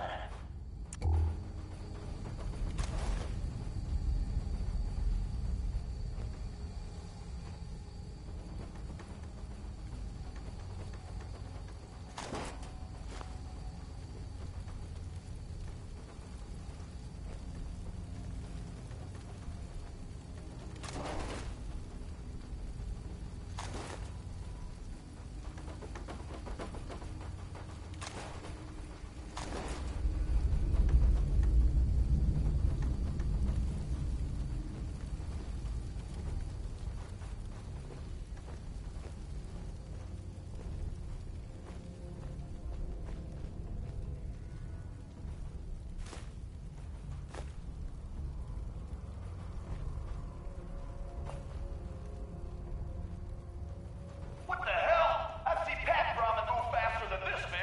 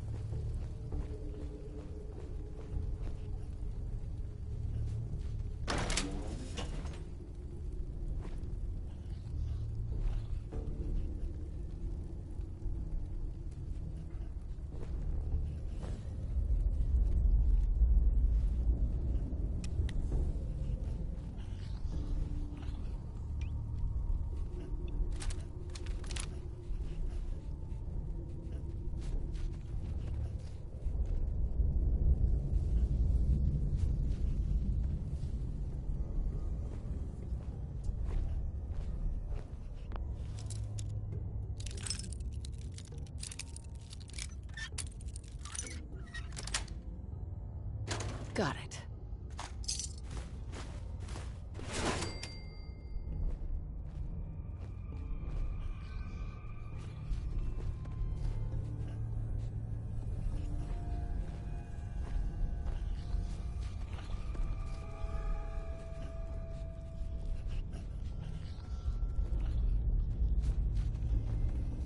Come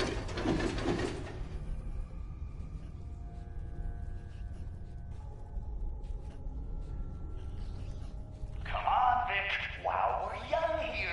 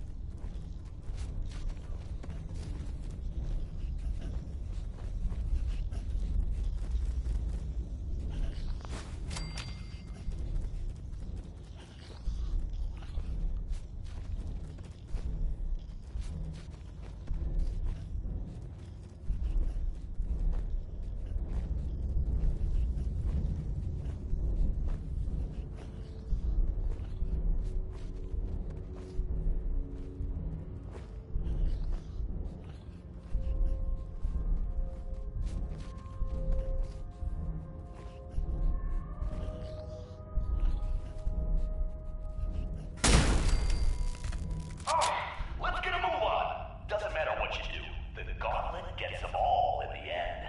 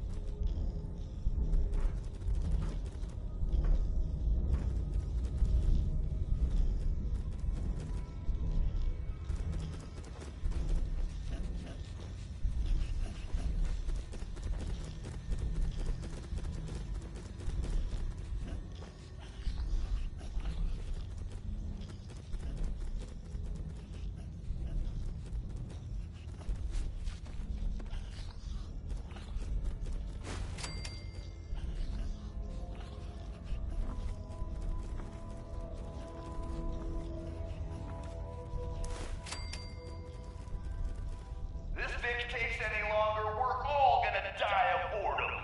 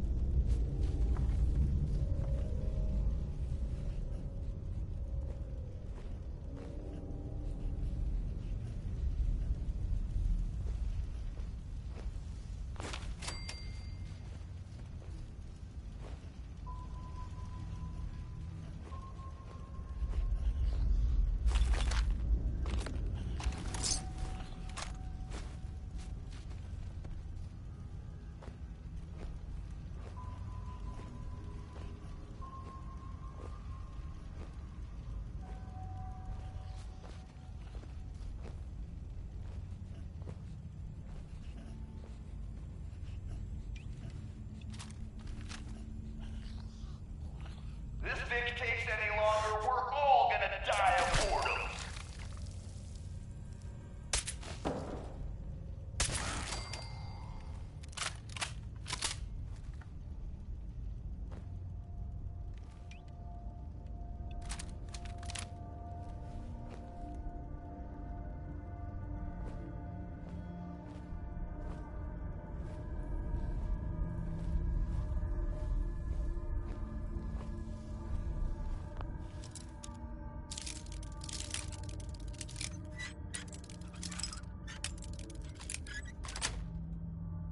Yes.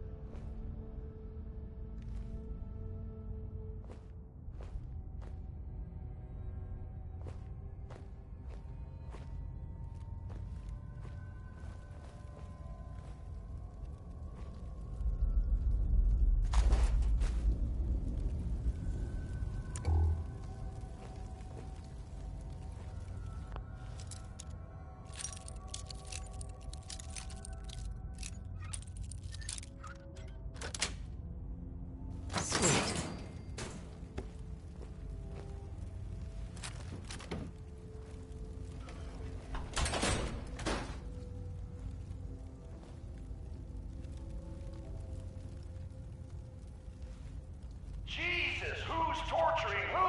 Pick up the pace, Vic.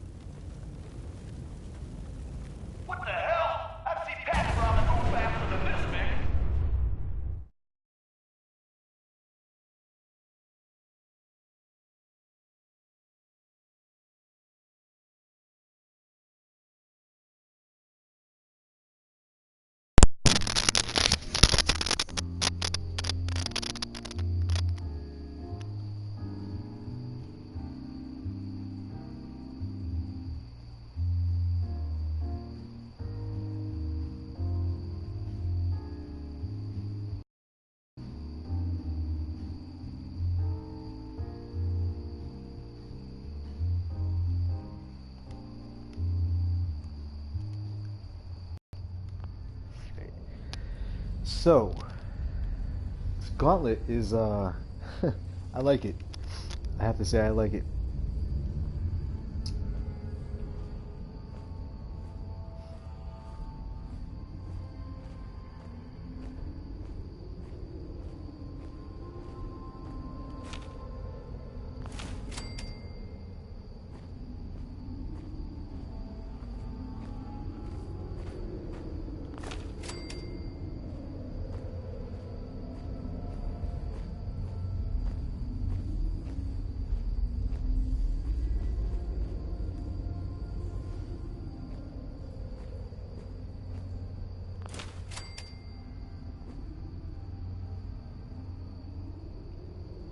Hey, what's up, AL? Yo, I was actually just about to join your party. Let's see. I'm trying to think of how I can do this. I mean, I've been streaming for about close to 3 hours now.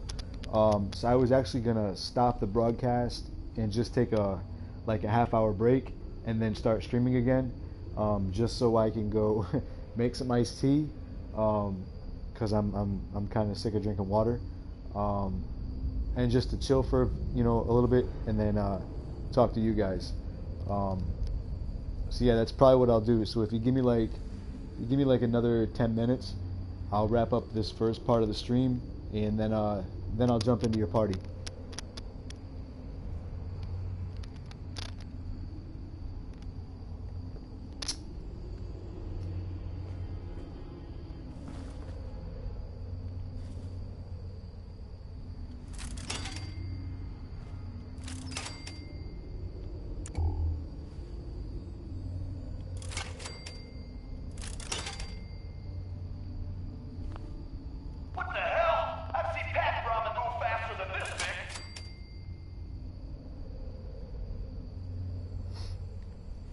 Nice little grenade trap right here, huh? Very interesting.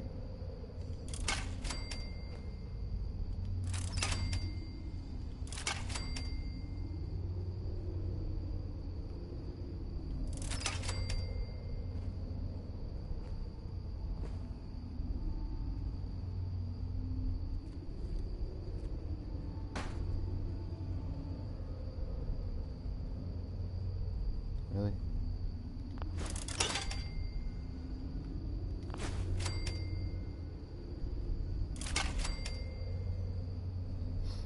All right. That wasn't really difficult at all. Yeah, still cool. Still cool. I like it. Let's see. This bitch takes any longer, we're all gonna die of boredom. Someone thinks she's clever? Time for a little reality check. Let's see if the Vic can kill the gas before the gas kills her.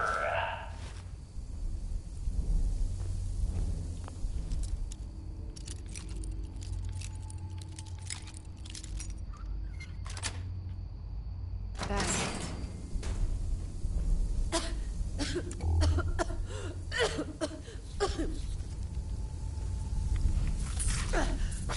Really?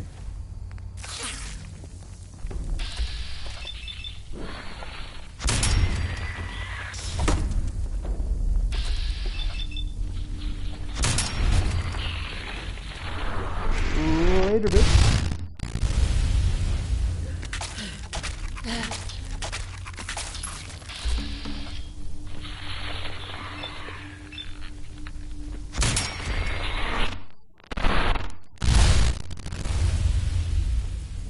Okay then.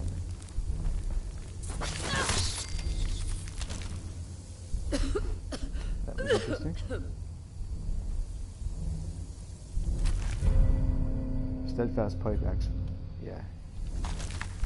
Yay. What the hell? I've seen Pat Brown go faster than this, Vic. Alright, now I can shut this shit off. Good. Good. Alright, let's see. So, another one of these, huh?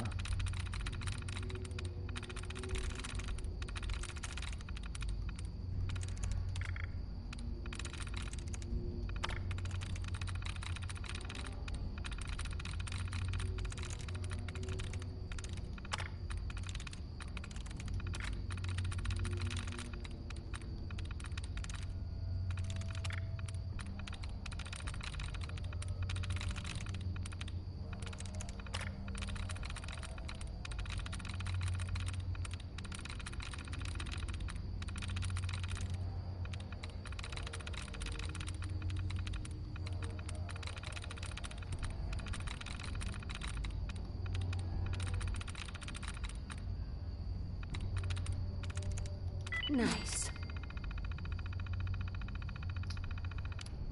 Alright, what do we got here? So we got security door control. Let's see what they say to the employees first. Property of the Nuka-Cola Corporation, Nuka Town, USA, Utility Substation 4 to all substation employees.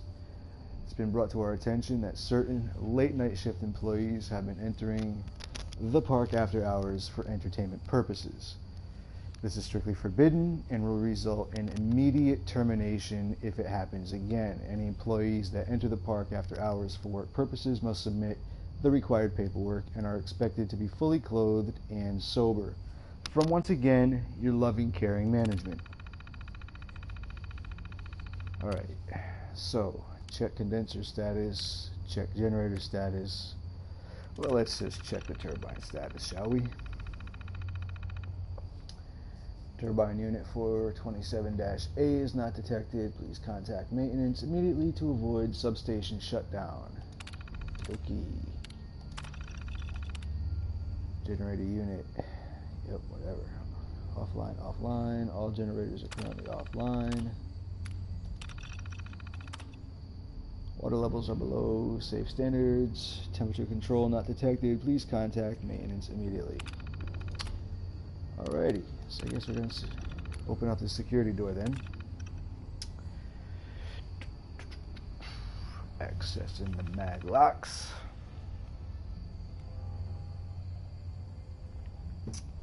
Opening the doors. Here we go.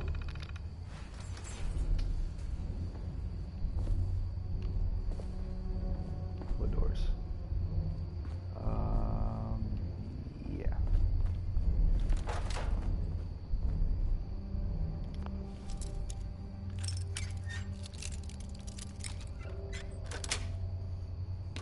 Yes.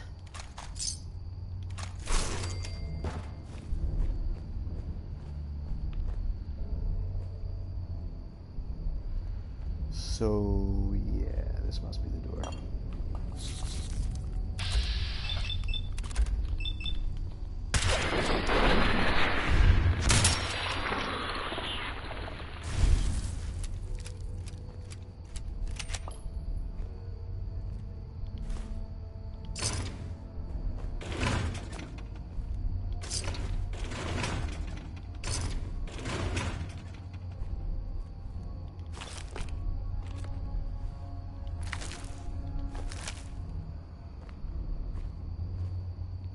Alright, let's see.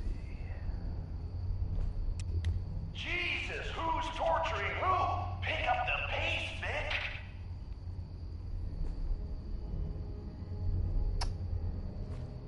Alright. That is where we came from. Which means...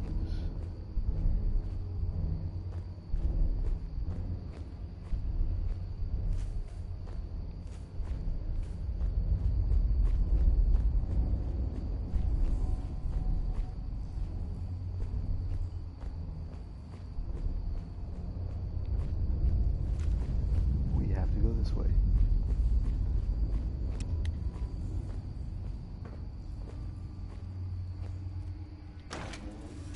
Nuka World Maintenance Shed.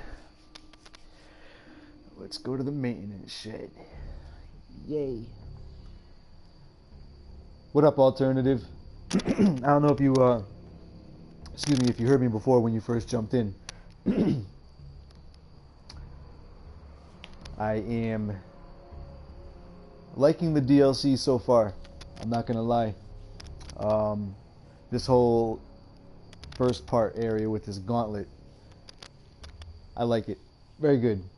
Very good.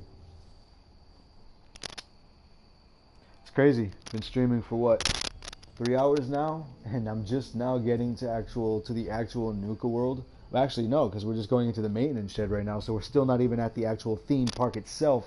It's pretty crazy.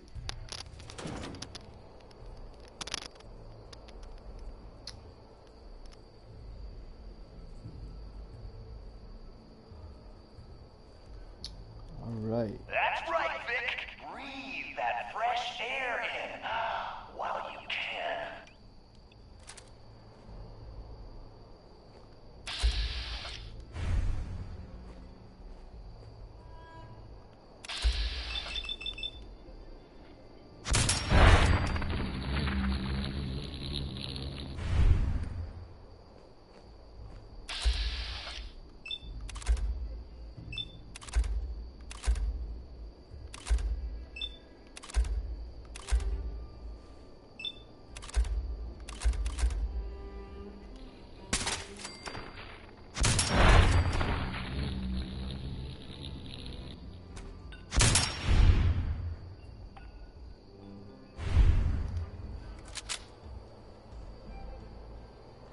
Huh.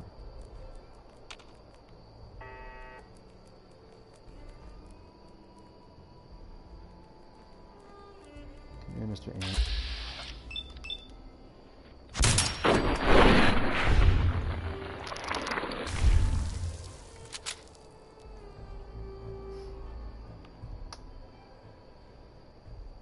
Any more ants?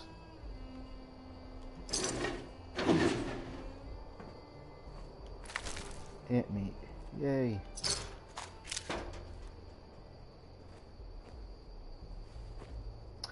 It'd be crazy if ants were big enough where you could actually, I don't know, like fucking eat them. Yeah, I'm not talking about like how they do in like Asian countries. I'm talking about like, imagine like if a fucking ant was big enough where you could fucking cut it up into like steak. It's a big fucking ant.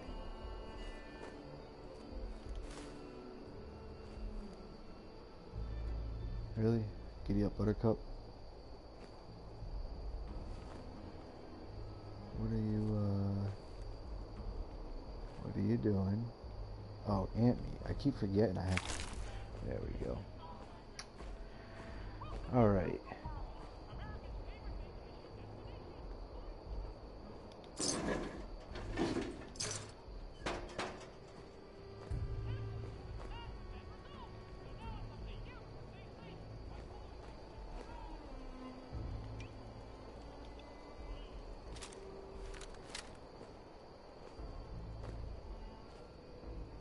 This thing takes any longer, we're all gonna die of boredom.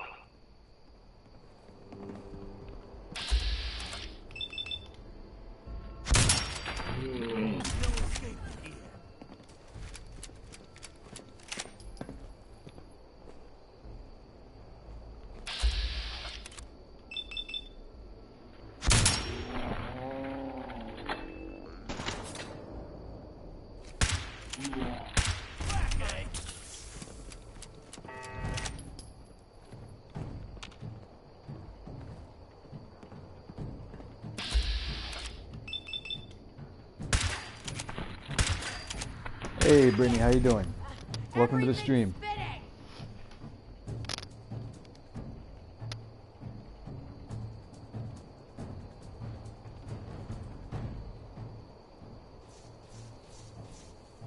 Oh, thank you. Thank you.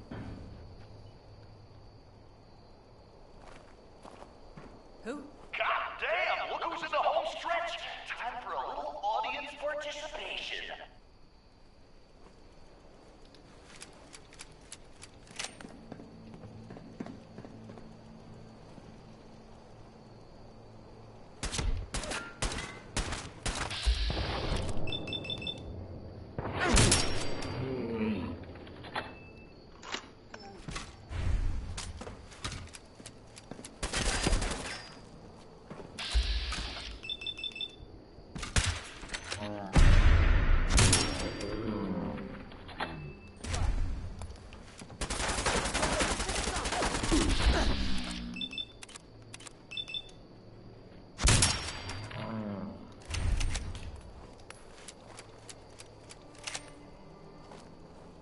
I told you, Kale, that this this lever action rifle is insane. Like, it's just ridiculous.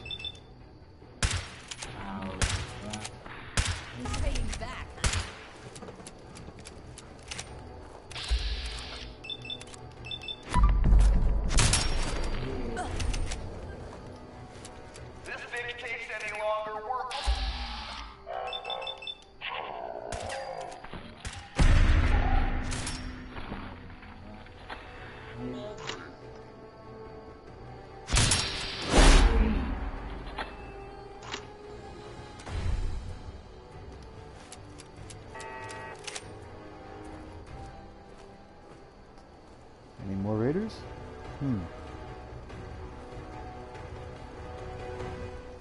That was pretty cool. Welcome back to the booby trap. Yippee.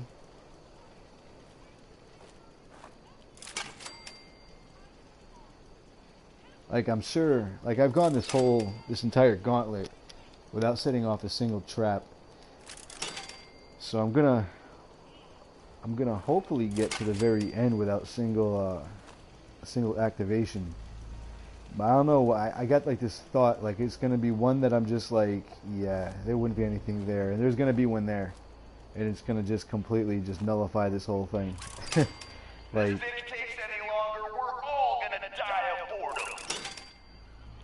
I'll tell you what, I can't wait to actually get through this so I can stop hearing that fucking retard say that.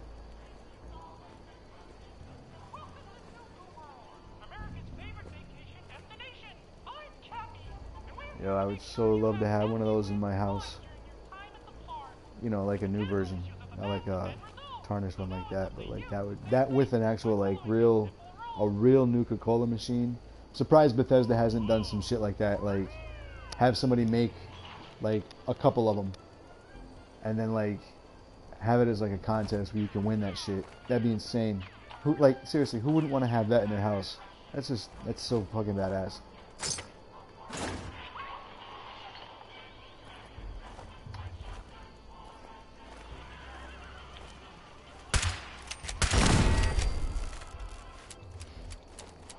Ah, see? That's what I mean. Caught me sleeping right there. I was too busy looking at Nuka-Cola machine and statue.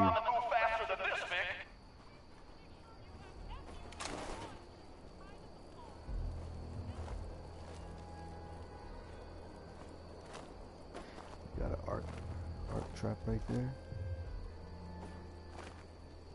That's cool.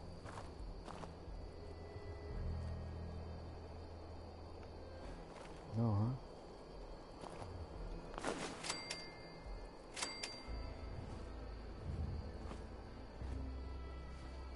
Damn.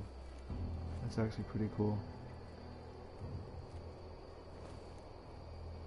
It's a pretty badass bear. Holy shit. Wow.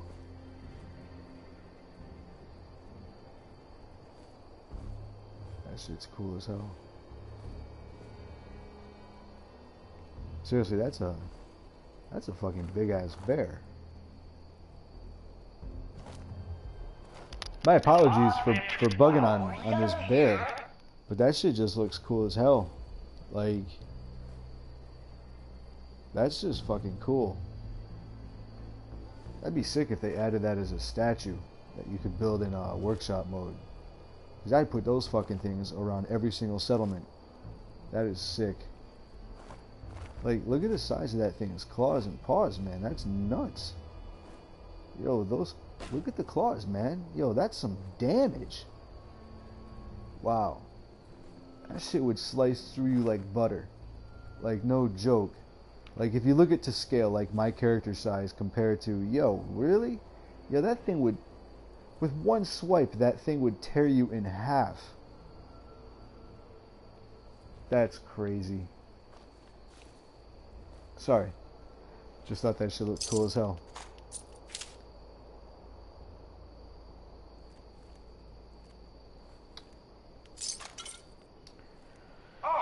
Let's get a move on. Doesn't matter what you do. The gauntlet gets them all in the end.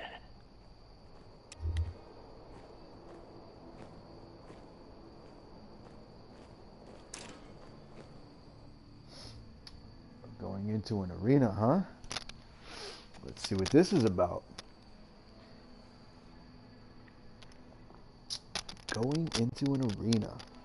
I have a feeling this is where we're going to fight that from the trailer, that suit of power armor, the individual in the suit of power armor, in the I want to say the bumper car room. Well, I'll be damned. You know what that sound means? Get your ass Oh, no, see it. Yep. all the cars. The main event's about to begin. So what do we have here?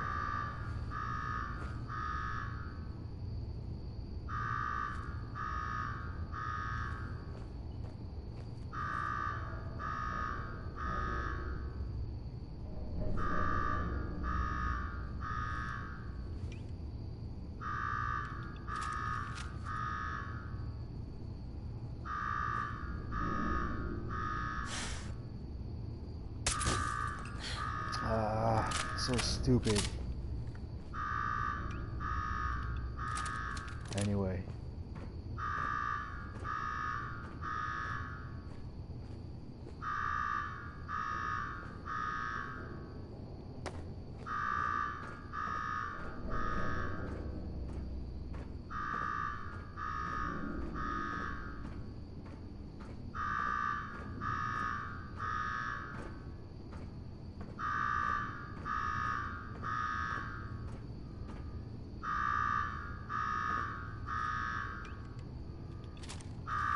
Got me wired up yet, Gage?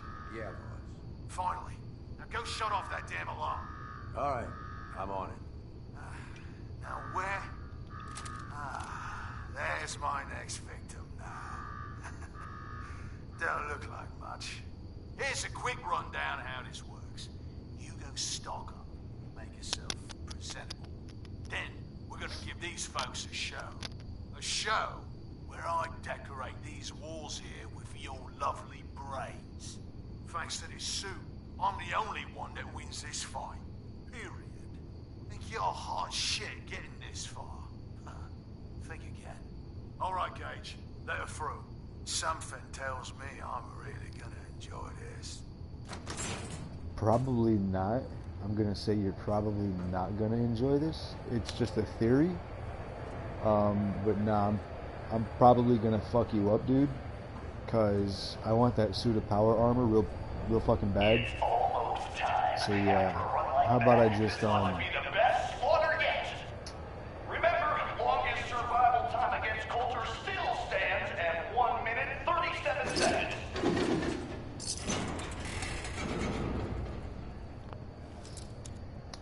yeah.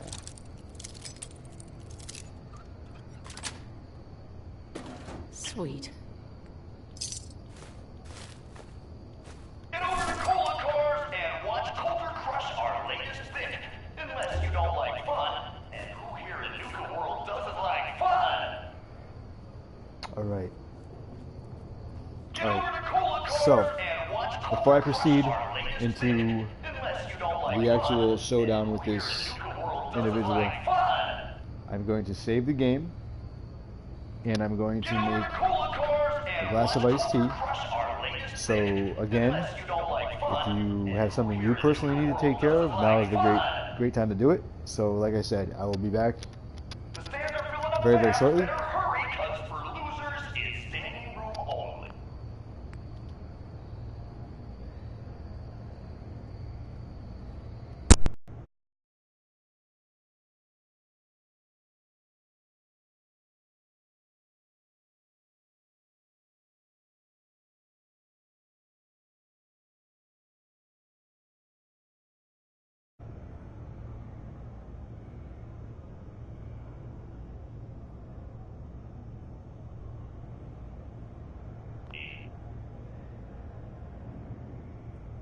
The slaughter is starting soon, so if you're gonna watch it, now is the time.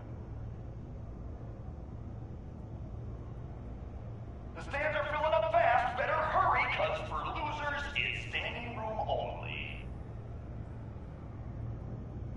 Get over to Cola Cars and watch Coulter crush our latest thing. Unless you don't like fun. And who here in Nuka World doesn't like fun?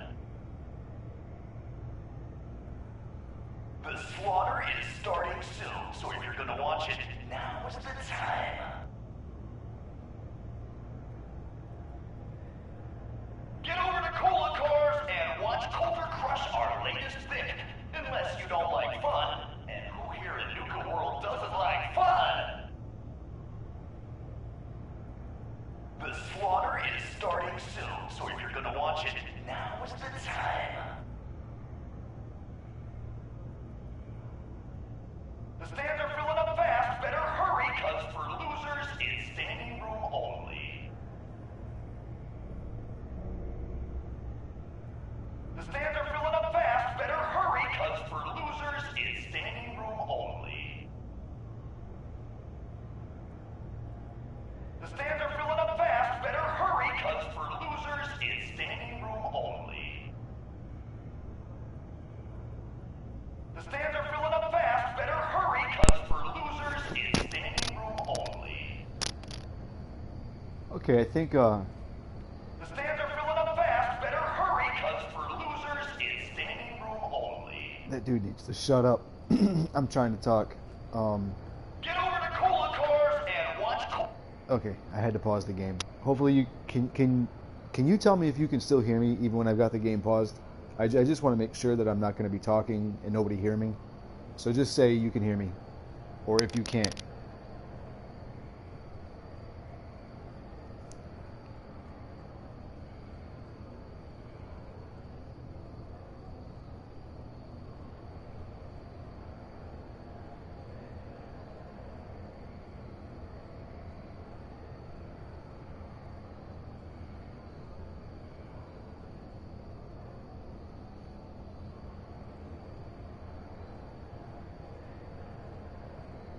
Crush our latest pick. Unless you don't like fun, and who here in Nuka World doesn't like fun? I'll fight this dude first, and then I'll say what I had to say. Get over to Cola Cars and watch Coulter crush our latest pick. Unless you don't like fun, and who here in Nuka World doesn't like fun? The stands are filling up fast. Better hurry, cause for losers, it's standing room only. Alright, this dude seriously gotta shut up. The slaughter is starting soon, so if you're gonna watch it, now is the time. Alright, listen the hell up. If you want to make it out of this alive, I've only got a minute. Find the intercom on the wall. I'll make it quick. Speaking of Bioshock, because that was actually what I was going to talk about. Do this or not?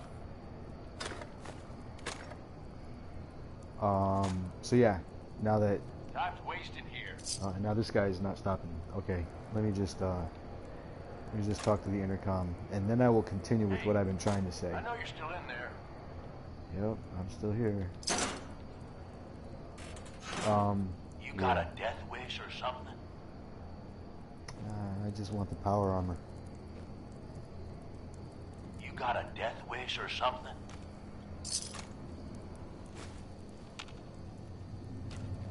Alright. Hey, Who is this? I'm the guy that's gonna get you out of this alive. So listen up.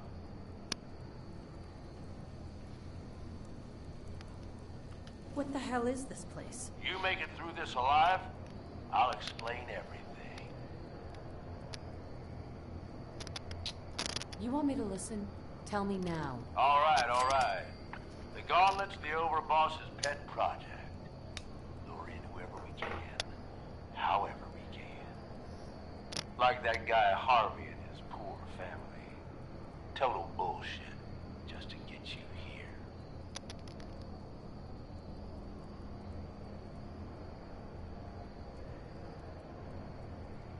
Does that little scam actually work on anyone? You'd be surprised.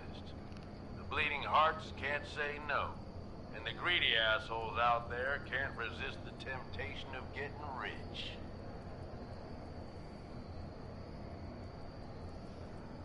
He's a terrible con man. I saw through his little scam. Yeah, but you're stuck here anyway, so I need you to listen up.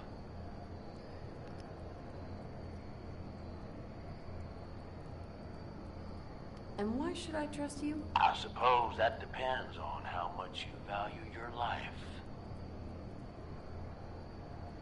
Yeah? And what's in it for you? This ain't just about what's in it for me. Both of us reap the rewards if you pull this off. All right, I'm listening. My kind of gal. Look, you made it this far. You obviously got skill. But this fight coming up is rigged. You get me? Overboss Coulter. His power armor's set up to draw energy from the electric grid in the arena. Damn thing's invincible. You name it, someone's tried it. Miniguns, grenades, not a scratch. You get what I'm saying? Yeah, I wouldn't expect anything less from a raider. You know us well, then. You want to win? I stashed a weapon in the lockers. Get it.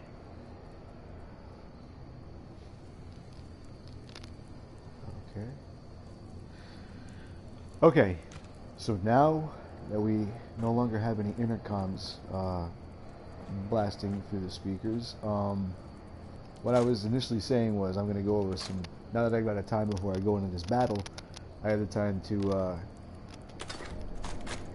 for those who are watching the stream now or watch it later when it's posted to my channel, I'll once again say that I now have a legit worked out schedule as far as delivering content to the channel, but it was crucial for me to get the name change finalized first before I moved on with actual how my actual channel scheduling is going to be playing out. So now that I have that actually basically set in stone, I mean, like, it is just, again, Hell yeah. ooh, no shit, huh? That would be the special weapon. So water gun, haha, makes much sense because the room is full of electricity. Very, very clever. Very clever.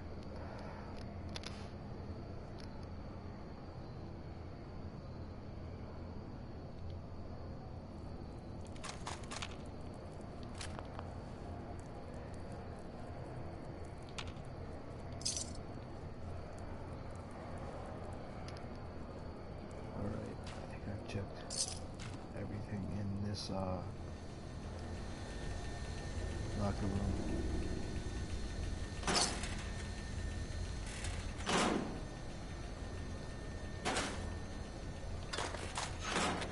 So yeah, like I was saying, so I have a legit schedule as to how I'm going to be uploading and broadcasting via my new, my newly renamed gaming channel. So I'm going to steadily still, again, because I've had a lot of post-production that I've had to do for the videos in order, because I didn't want to drop one and then have time. I wanted to, I guess you could say, get ahead with the amount of content that I've got, because my settlement tours for the rebuilds of the settlements in this game, those aren't done live, you know what I mean? So like, those are, you know, pre-recorded video, you know, edited into the condensed tour that you watch as the actual video. So like, that is the type of content that I can do well in advance. And because up to the name change of my channel, which was about a week and a half ago, 2 weeks ago, because of the name change and what my channel is now going to incorporate as far as content, I want to make it clear that, like, my coverage of Fallout 4, because I'm not stopping playing Fallout, like Fallout 4, just because this may or may not be the final actual DLC for the game, regardless of the fact, I'm going to still continue to play this game, just because, as I said earlier in the stream, there is just this many hours that I've invested into this game, and I still come upon stuff that I haven't seen yet, or situations arise out in the wilderness that are just so random and just so they're how do I say this the right way? So to me, Fallout 4's like wasteland environment where you just branch out and you go and you explore, I'm blown away by how many times I see, just as an example, a group of super mutants fighting against a group of synths, or a group of Brotherhood of Steel fighting against a group of super mutants, or provisioners and other settlers from my actual trade routes from settlement to settlement getting into conflicts with enemies, and then being at that same point as I'm just exploring and stumbling upon that, and then joining the fight that sometimes it's a low-scale fight, but then sometimes you don't anticipate that it's actually a large group of enemies. And like, those unexpected things in this game, when you're just like, when you don't have any like real objective, You know, you're not following a particular story quest or a side mission or whatever, or a Radiant quest. You're just out exploring, maybe just gathering materials, or, you know, going after a certain type of enemy to get a certain type of armor so you can use it for your settlers, or whatever the case. Like, just exploring.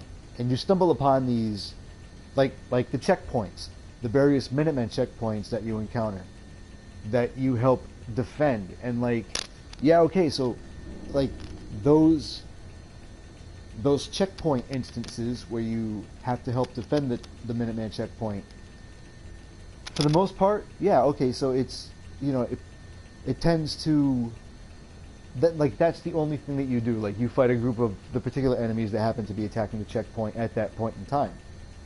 So that basic mechanic, yeah, that's what's repeated every time you have to help defend a checkpoint. But my point is, I've had varying different types of scaled battles when it comes to those actual checkpoint defense, little Radiant missions.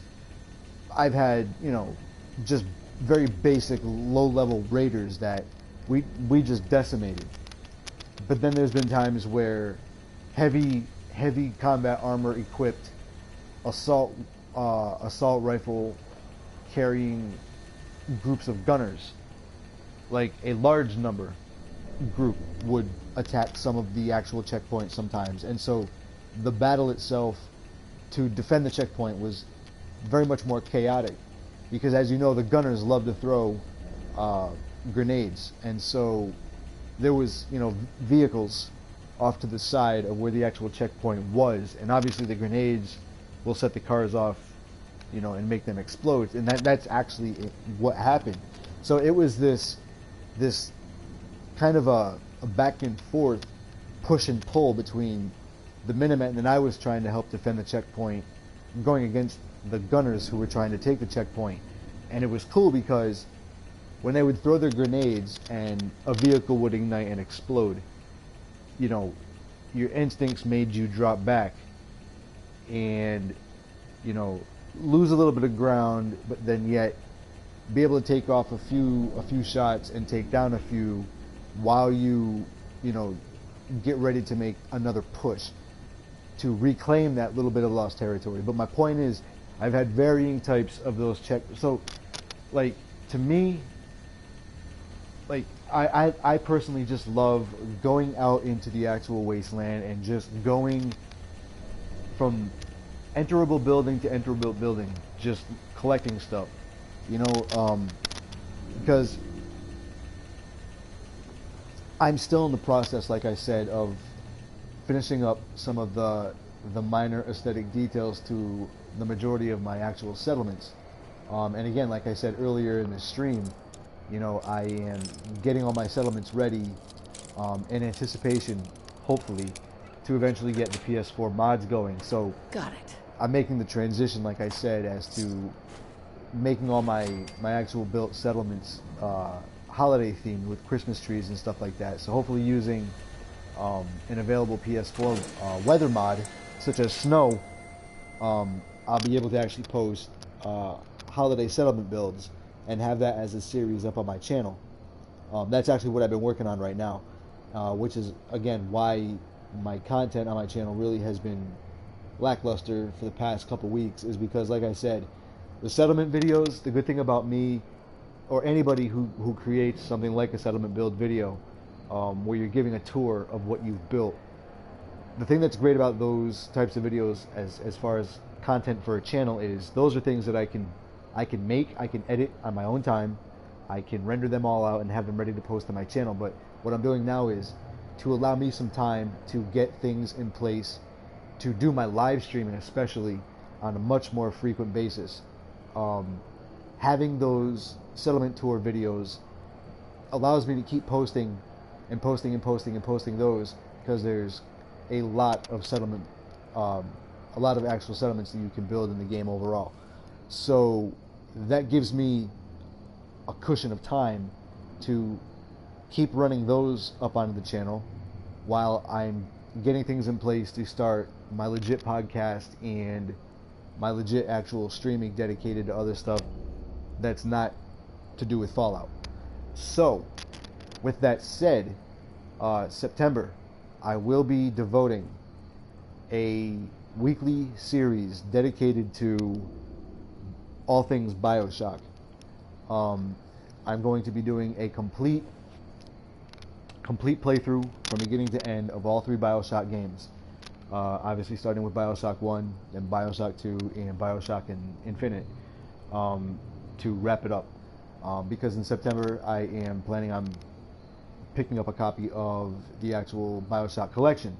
And last generation with Xbox 360 and PS3, BioShock, and it still is one of my most revered games, from a design perspective, from a gameplay perspective, from a visual perspective, because you can still look at last gen versions of BioShock and the game is still a work of art.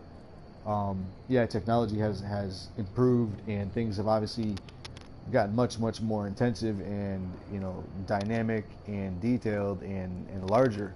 But my point is, what was created with the BioShock series, and you have complete freedom to say what you want about BioShock 2.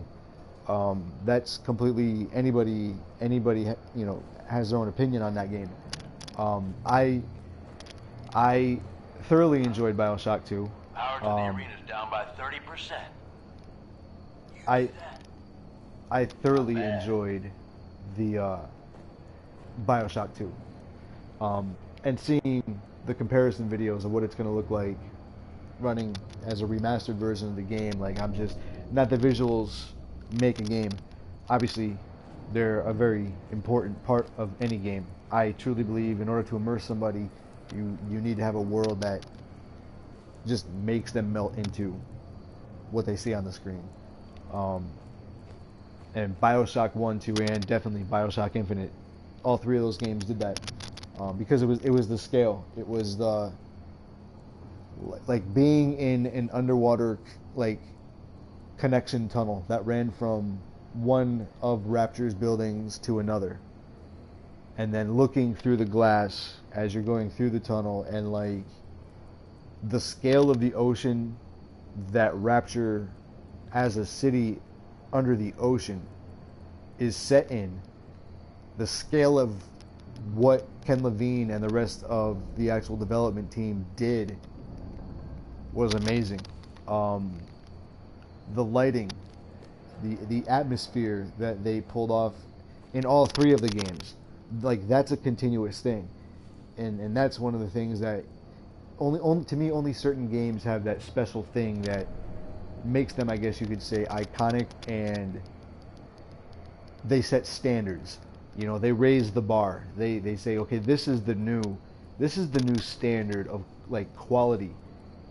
And so for other developers and other publishers, they now have to raise their products to this new standard. And so for any game to do it, and especially in the way that, to me, BioShock did it as a trilogy, the way BioShock pulled it off was, so BioShock 2, I think there was a lot of hype behind BioShock 2, and with any game, coming off the first ridiculously popular and successful BioShock 1, of course you're going to have these deeper levels of expectation come the sequel, because of look at your predecessor. So that's understandable, and I think just like with what we're seeing now, a lot of games, they follow this same hype train down the track, and it keeps going and it keeps going, goes through the mountains, it's beautiful, you see the beautiful scenery, but along the lines, eventually one of 2 things happens: either the train derails or it runs out of coal to keep running its engine. So my point is, a lot of the hype recently has been bringing certain games up to this level that no book, piece of music, comic book, novel, movie, video game can live up to that level of hype and expectation. So my point is, just be expecting a lot of varied content on my channel, and I'm going to be playing things that are mostly, I guess you could say, dedicated to open world type stuff, because here's how it's going to play out in the course of the next couple months. So like I said, BioShock the collection is going to be my focus of one of the new series that I'm going to be getting ready to run up on my channel on a, like I said, like a weekly basis, going through the entire trilogy from beginning to end. So the next pieces of content are going to be obviously Watch Dogs 2 and Ghost Recon Wildlands. Obviously, I'm going to be doing also Dishonored 2, but the three main games are going to still be Fallout 4 is still going to be the overall main game on my channel, especially, again, hopefully once the actual PS4 mods are released, that is going to add a tremendous amount of life into, and just like what we've seen in Skyrim, the size of the community who has continued to play Skyrim for these past years is just, and it's to do with mods, because mods has added such a level of depth to these kinds of open world games where you have people creating quests and actual story content, and they're legit. Like, they're not like rinky dink, like amateur type shit. Like, the content creators that create these mod expansions, story driven type DLCs that they release, I give them a ridiculous amount of respect, because that's awesome for you to do that kind of shit. And that's another thing that I'm also going to be doing, and that's a definite, which is why one of the reasons why Fallout 4 is staying the predominant game on my channel anyway, is because of the fact with, hopefully, again, this is hoping that things pan out and we actually get the mods soon. I want to start doing maybe a bi-weekly type thing. Not bi-weekly. I would like to do it like once or twice per week, and just focus on actual PS4 mods for Fallout 4, and actually have that as a series of, like, you have other outlets that you can go to that talk about, all the various Xbox One and PC related mods. Well, I'm going to be making, hopefully, a designated series dedicated to not just Fallout 4 mods on PS4, but also, again, hopefully, eventually, this all gets sorted out soon because of the Skyrim mods. I want to feature that as content on my channel too, because I am a tremendous, just as much as I love Fallout, I love the Elder Scrolls series too. So, that being the case, when the special edition is released in October, that is going to be a very, very heavy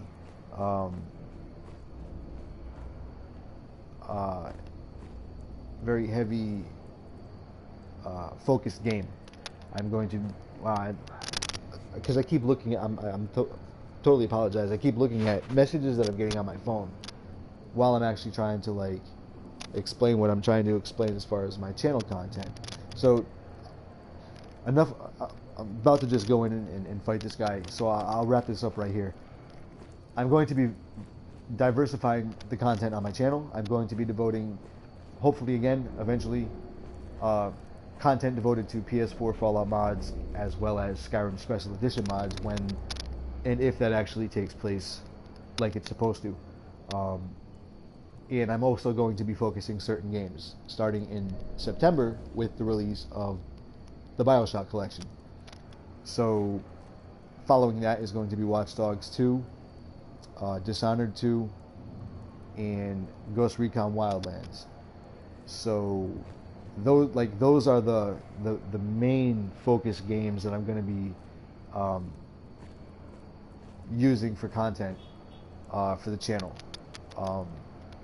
To generate content is actually a better way to say it. So those are going to be the primary games that I focus on, and from time to time, because there are other games on my list as like secondary go-tos, games that fill like a certain niche. So it's going to vary. That's pretty much really all I have to say. And like I said, starting with the release of the BioShock collection is when all of these new changes and a more constant flow of content is going to take place on my channel, especially with the new equipment that I'm about to be getting. So it's, you know, it's been a process, but it's something that I've taken from just being something that I'm doing on the side as just like a little side hobby. I'm wanting to invest into my channel and make it more professional and of a higher quality, for those who actually do come and watch my content. Again, you know, it's first and foremost still going to remain something as more of a side hobby as far as this channel goes, but I'm taking it a little bit more serious as far as the type of content that I put out and the quality of the actual content, you know, and obviously the varying subjects of content, diversity, which is going to be cool because, like I said, once I get my actual equipment that I'm waiting to get, that's going to let me, that's going to allow me to finally do my live actual video podcast. So that podcast itself is going to be a weekly show every Saturday night. I want it to go for 2 hours each episode, and what it's going to encompass is it's going to encompass a group of individuals that I've known and that I game with and that I've gamed with most of my life, having a roundtable discussion about either the game that I'm playing or that we as a group are playing together, or we're just going to go through a series of topics, eventually driven by requests from people who watch. So mainly devoted at first to gaming, just to, you know, just to get the conversations going. So that's a great way to actually start, you know, building the community. Is, you know, what's the common thing? It's games. So you know, utilizing gaming as this thing that so many of us enjoy is how I'm going to bring people together to create discussions on things that matter, not just like what's coming out and the release dates for stuff. I'm talking about like issues that surround and affect the entire like gaming community, because like with everything, no matter, even if it's movies, if it's television, if it's books, comic books, whatever, like everything has to have a cohesion to it. And, you know, there are varying different types of transition periods that also take place, you know, through each of those mediums. So the same applies obviously to gaming. And so, you know, because we're going into a weird transition period right now where, you know, the Xbox just recently came out with their slim version of the Xbox One. You know, it's been met with, you know, relative success. People are embracing it. People are enthusiastic about it, which is great.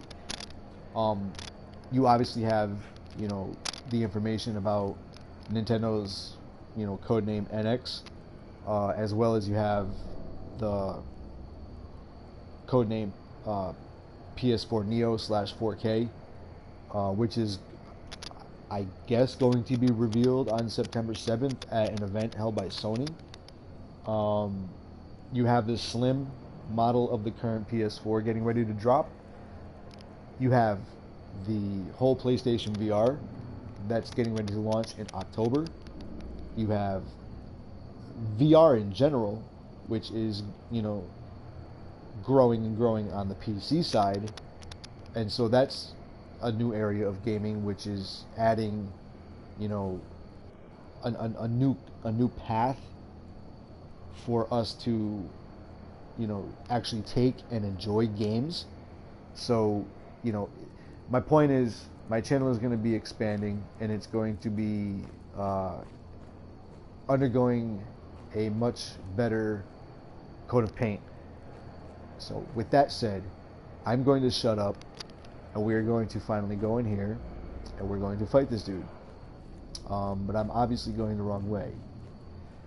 So, I've already checked that corner about 5,000 times this whole time I've been talking. So, where would you like me to go?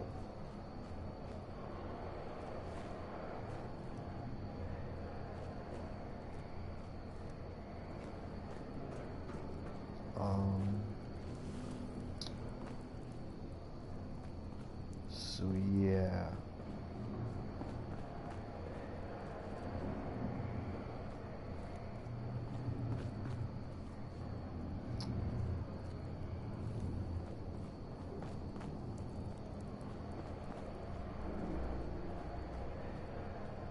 Huh.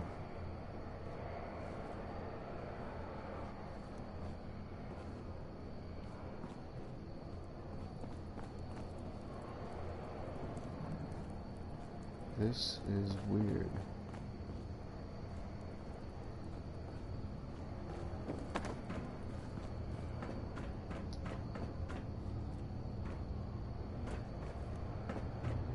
So this is all locked.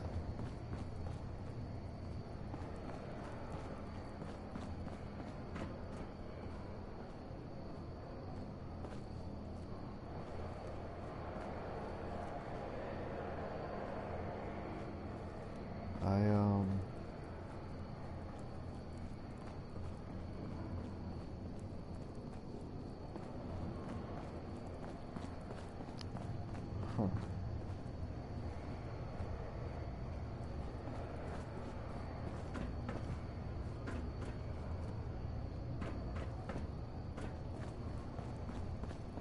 Interesting.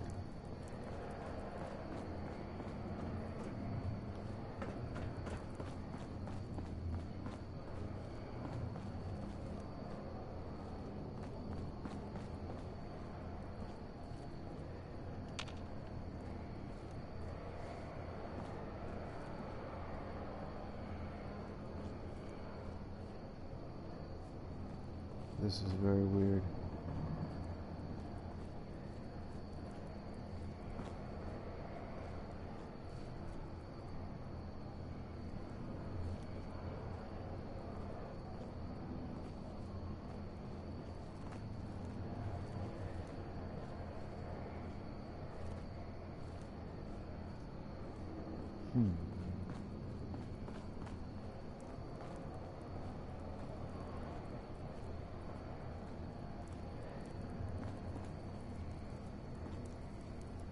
Is You're this still gonna need the a gun, squirt gun? but that ought to help.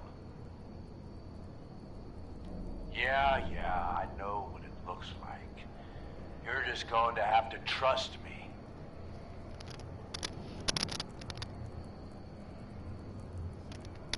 Okay. Use the intercom to speak to Gage. Yup. Just did. Okay. Seriously? Is this some kind of joke? Nope. It's the perfect weapon. Once the water hits Coulter's electrically charged power armor, the circuits are gonna short out. It'll kill his defenses, but you only have so much time to do some damage before they recharge. You take him out, I promise you, it'll be worth every minute spent in this gauntlet. Consider it done. That's what I like to hear. Alright. So I'm gonna be... Alright, it's time. I'll open the door. See you on the other side. Alright, I've got to add the squirt gun.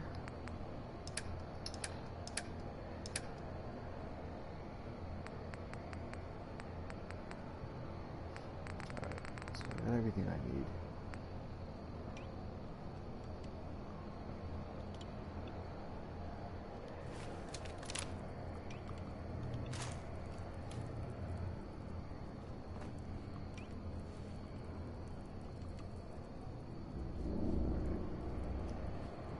He opened the door.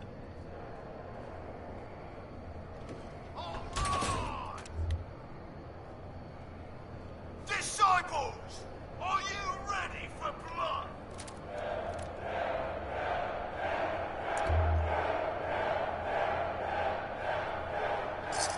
At the back, are you ready for things to get wild?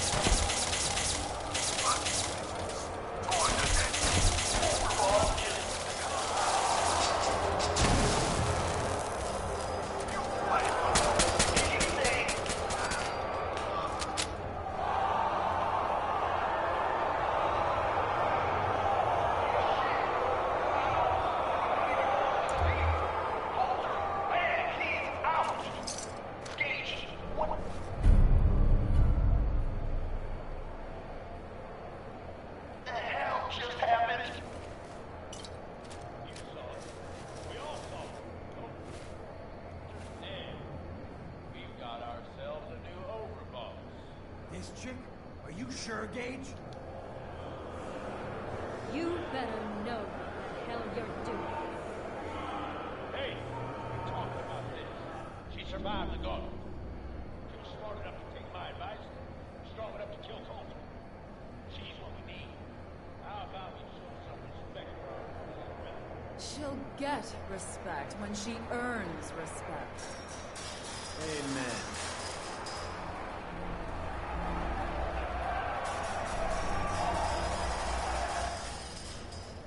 All right. Now get the hell out of here. I'll show the boss around.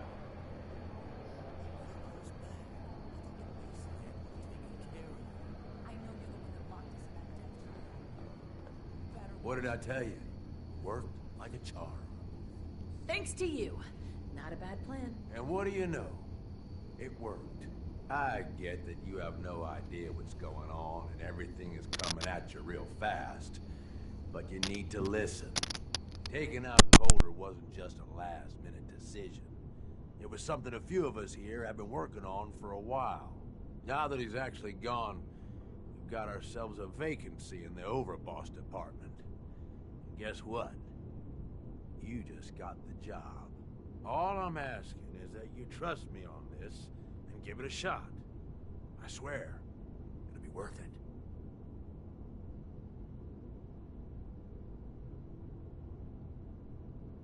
First you lure me in here, and now you want me to run the place. Something like that. Let me explain. There are 3 raider gangs that run the show at Nuka World. The Disciples, the Operators, and the Pack. And yeah, if the names didn't give it away, these ain't your typical raiders. These morons don't exactly play nice with each other. Thanks to Coulter, this place is a powder keg just waiting to blow sky high. One wrong move, and we're going to have a bloodbath on our hands. I think you have what it takes to turn things around and keep these gangs from tearing each other apart. Why me? I'm sure you're better suited for the job. We'll get into that later. Now, I'm sure you got a lot of questions, but this ain't the place. Meet me at the Overbosses, your new quarters, the restaurant on top of good old Fizztop Mountain. We can talk there. Just let me get that door for you. There.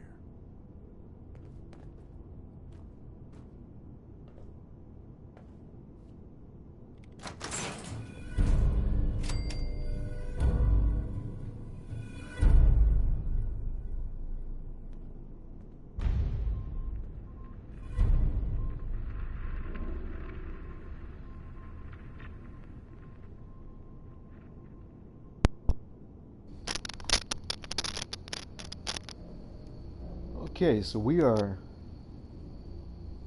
just about at the 4-hour point,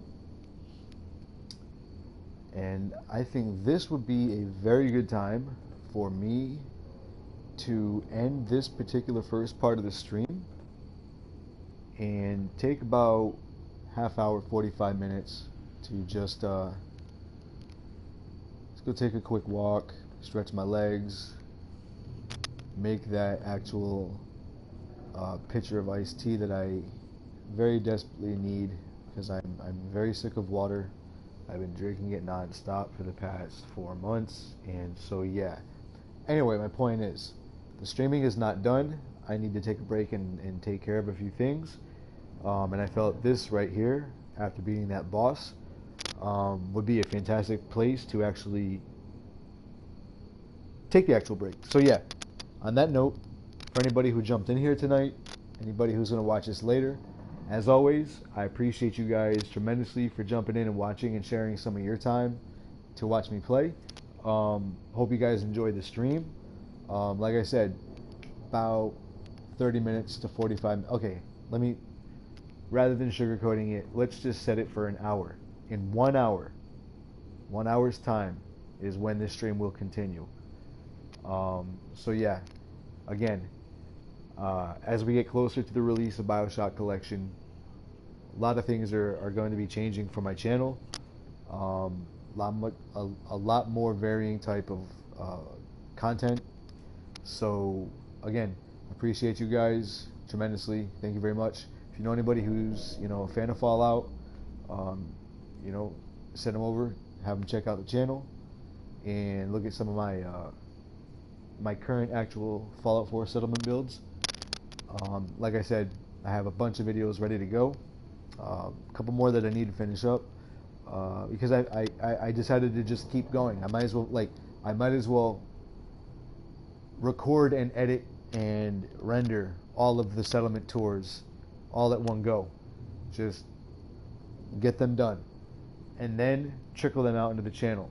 Like I said, that's what buys me some time to actually get everything up to speed by the time the BioShock collection releases in September. So yeah, guys, thank you very much for tuning in tonight and watching this first part. Hopefully I will see you guys back when the stream continues, like I said, in roughly an hour.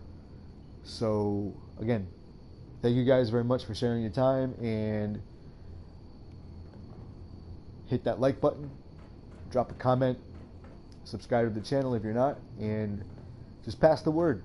You know, like I said, this channel towards mid-September is going to, you know, be very focused around community podcasts, bringing you guys actually live into the conversation, not just reading text messages and stuff like that, but actually bringing you with your voice into the actual conversations.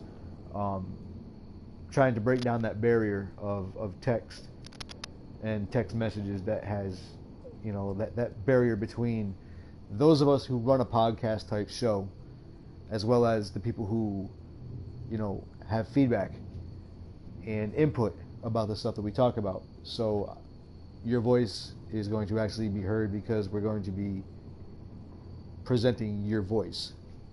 So yeah, like I said, a lot of changes coming to the channel. I appreciate you guys so much. Hit that like button, drop a comment, subscribe, pass this on to friends and people that you know. And again, thank you very much, guys. Have a great one. Talk to you soon.